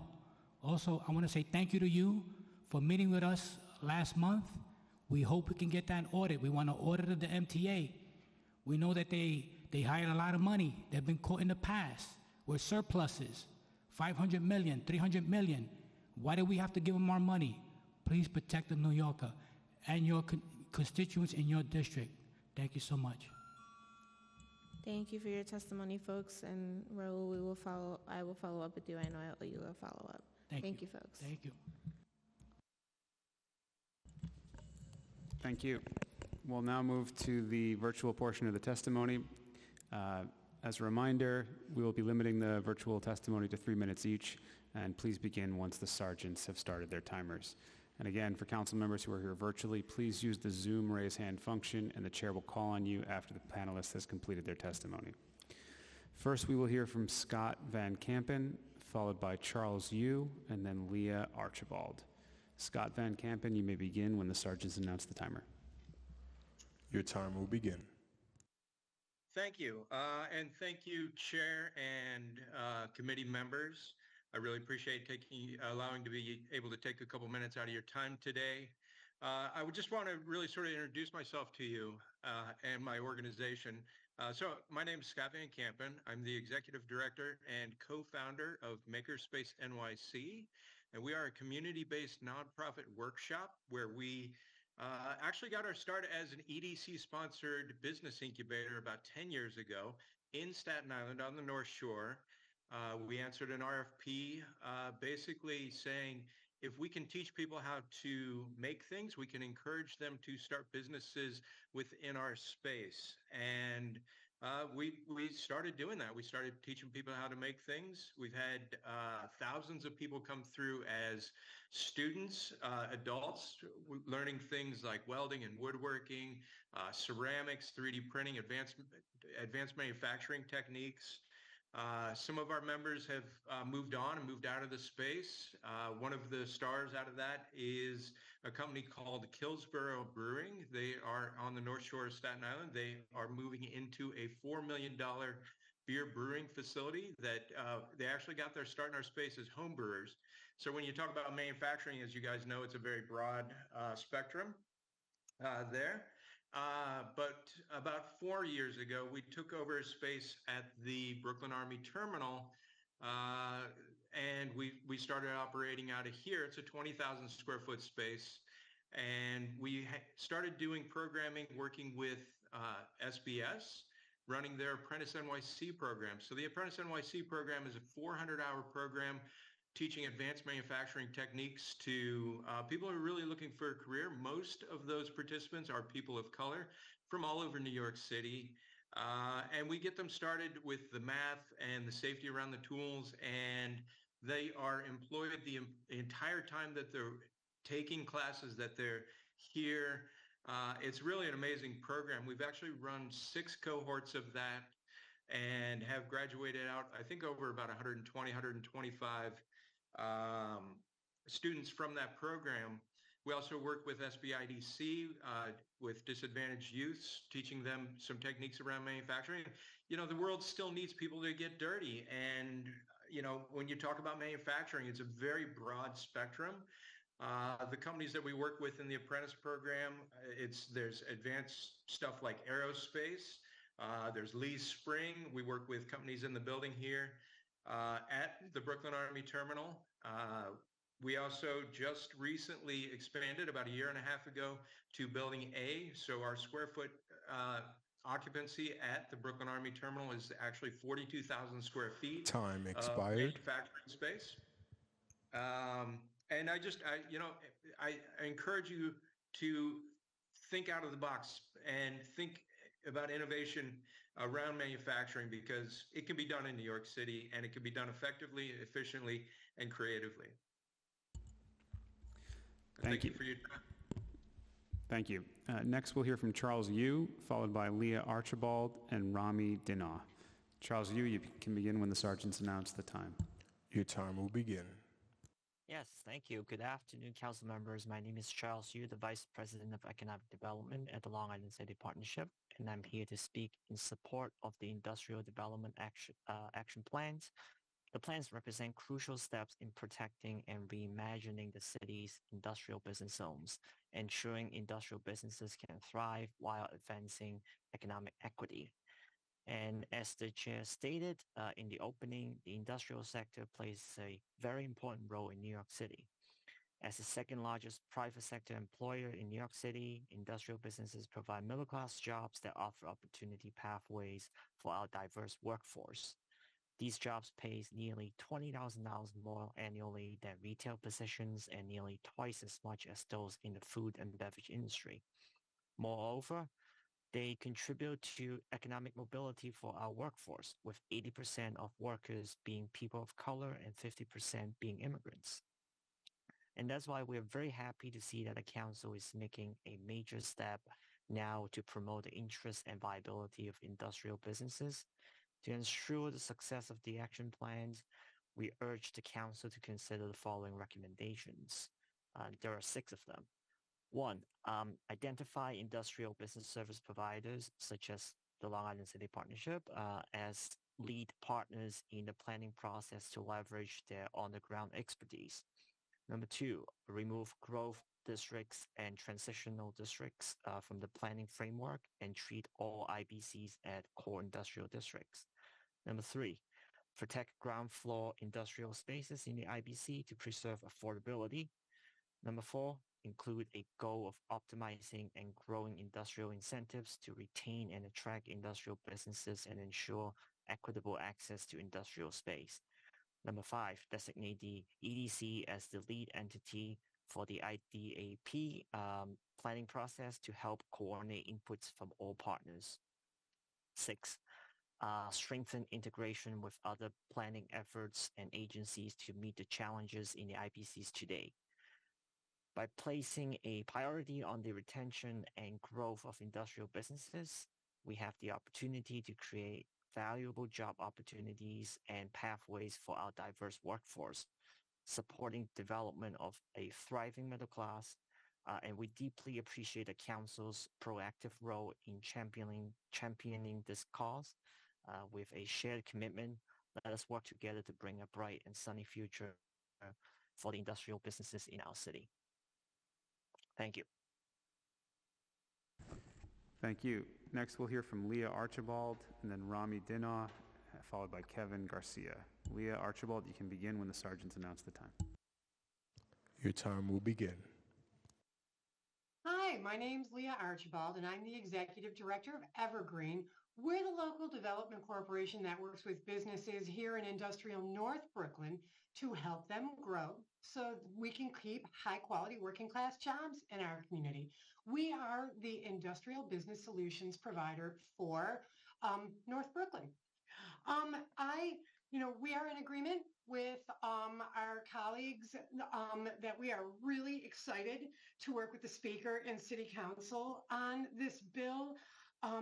We think that this legislation will really help industrial businesses thrive and grow and enhance the capacity of our industrial business service providers to advance economic equity and opportunity for every New Yorker.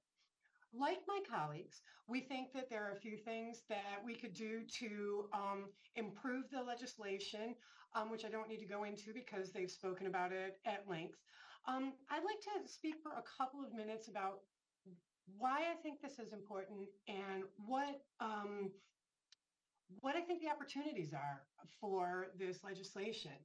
I think that it's really interesting by creating these industrial action plans for each IBZ every 5 years can really help inform New York City and each of us IBSPs about local trends in each of our unique areas.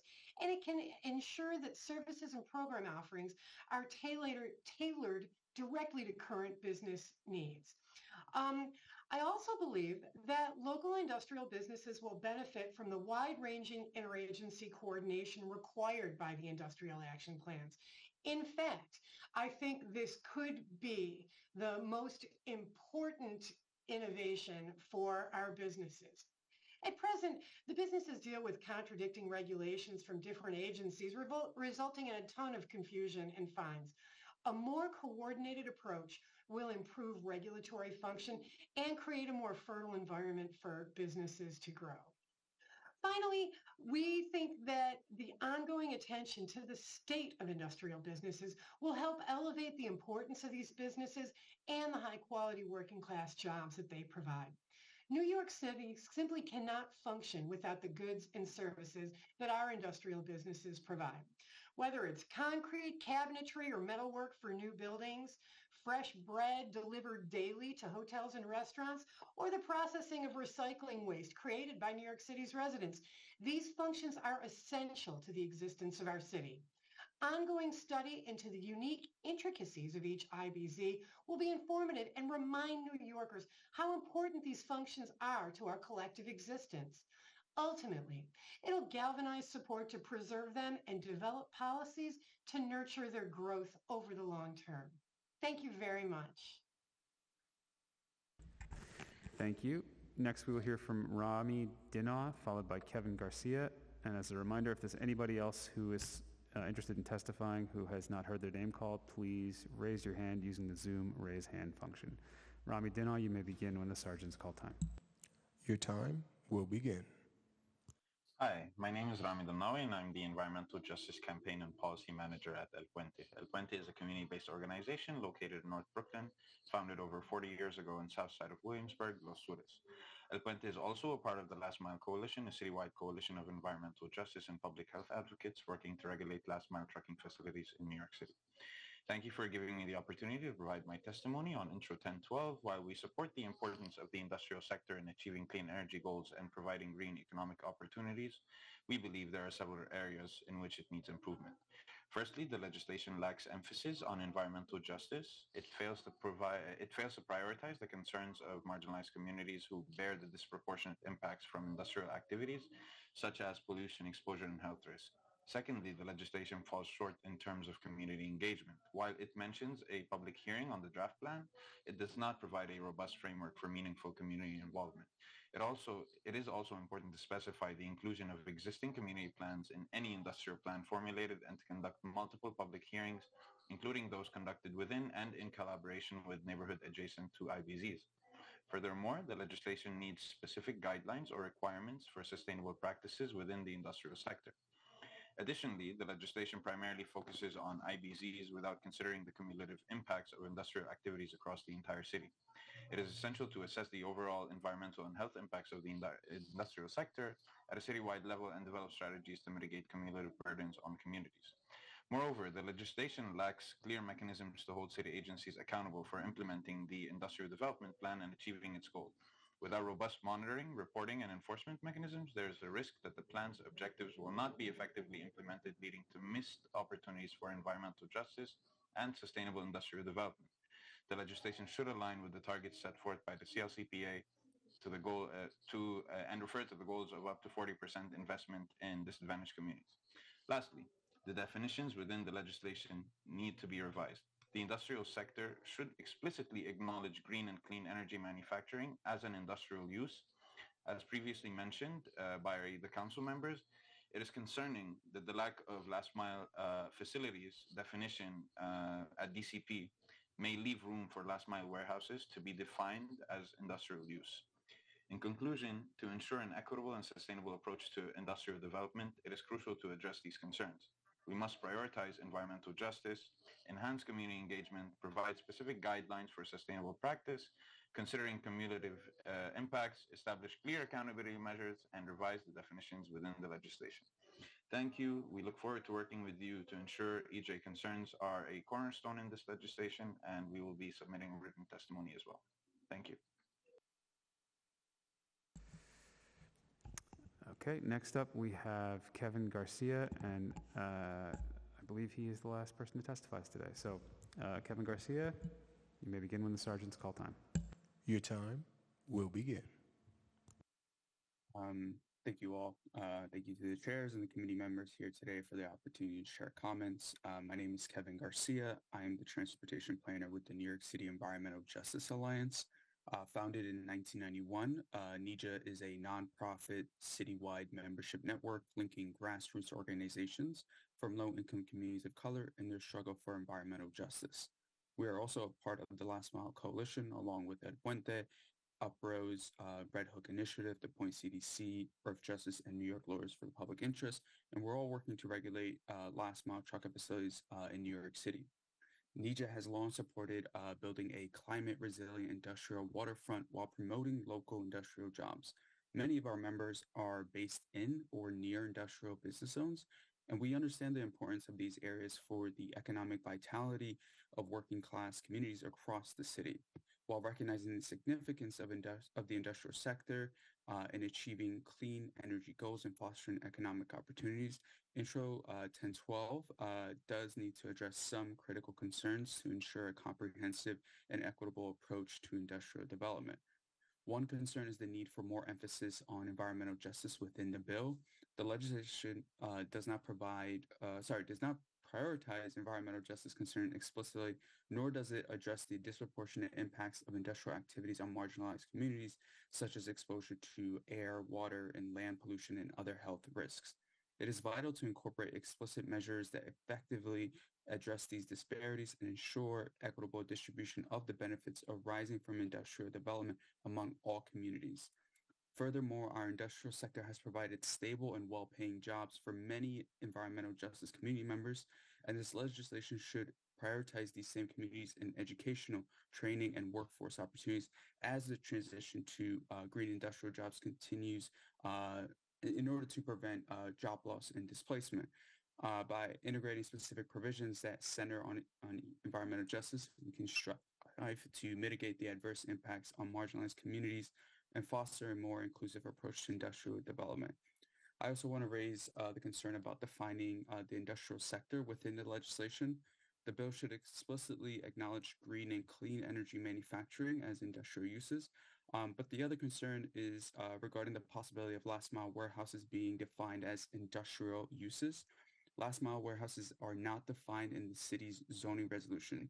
Therefore, they are treated as traditional warehouses, but they demand hundreds of daily van and truck trips, which are congesting our roads and leading to more air pollution in our communities. Since these are not traditional warehouses, these facilities must be defined based on use and size, and a special permit process must be created as our zoning text amendment application would do, as mentioned earlier. And this would help protect our communities and help the city plan accordingly for these facilities. Thank you again expired. For your time. Thank you, Mr. Garcia. We have one more person who signed up to testify. The person who's currently registered as Charles Yu. We're going to unmute you, but please state your name for the record and we'll update it here on the Zoom, and then you can begin your testimony. Thank you very much. My name is Brian T. Coleman, Coleman, and I'm the CEO of the Greenpoint Manufacturing Design Center, GMDC. So thank you, Chair, committee members, council members. We represent the city's premier nonprofit industrial real estate developer of affordable manufacturing space.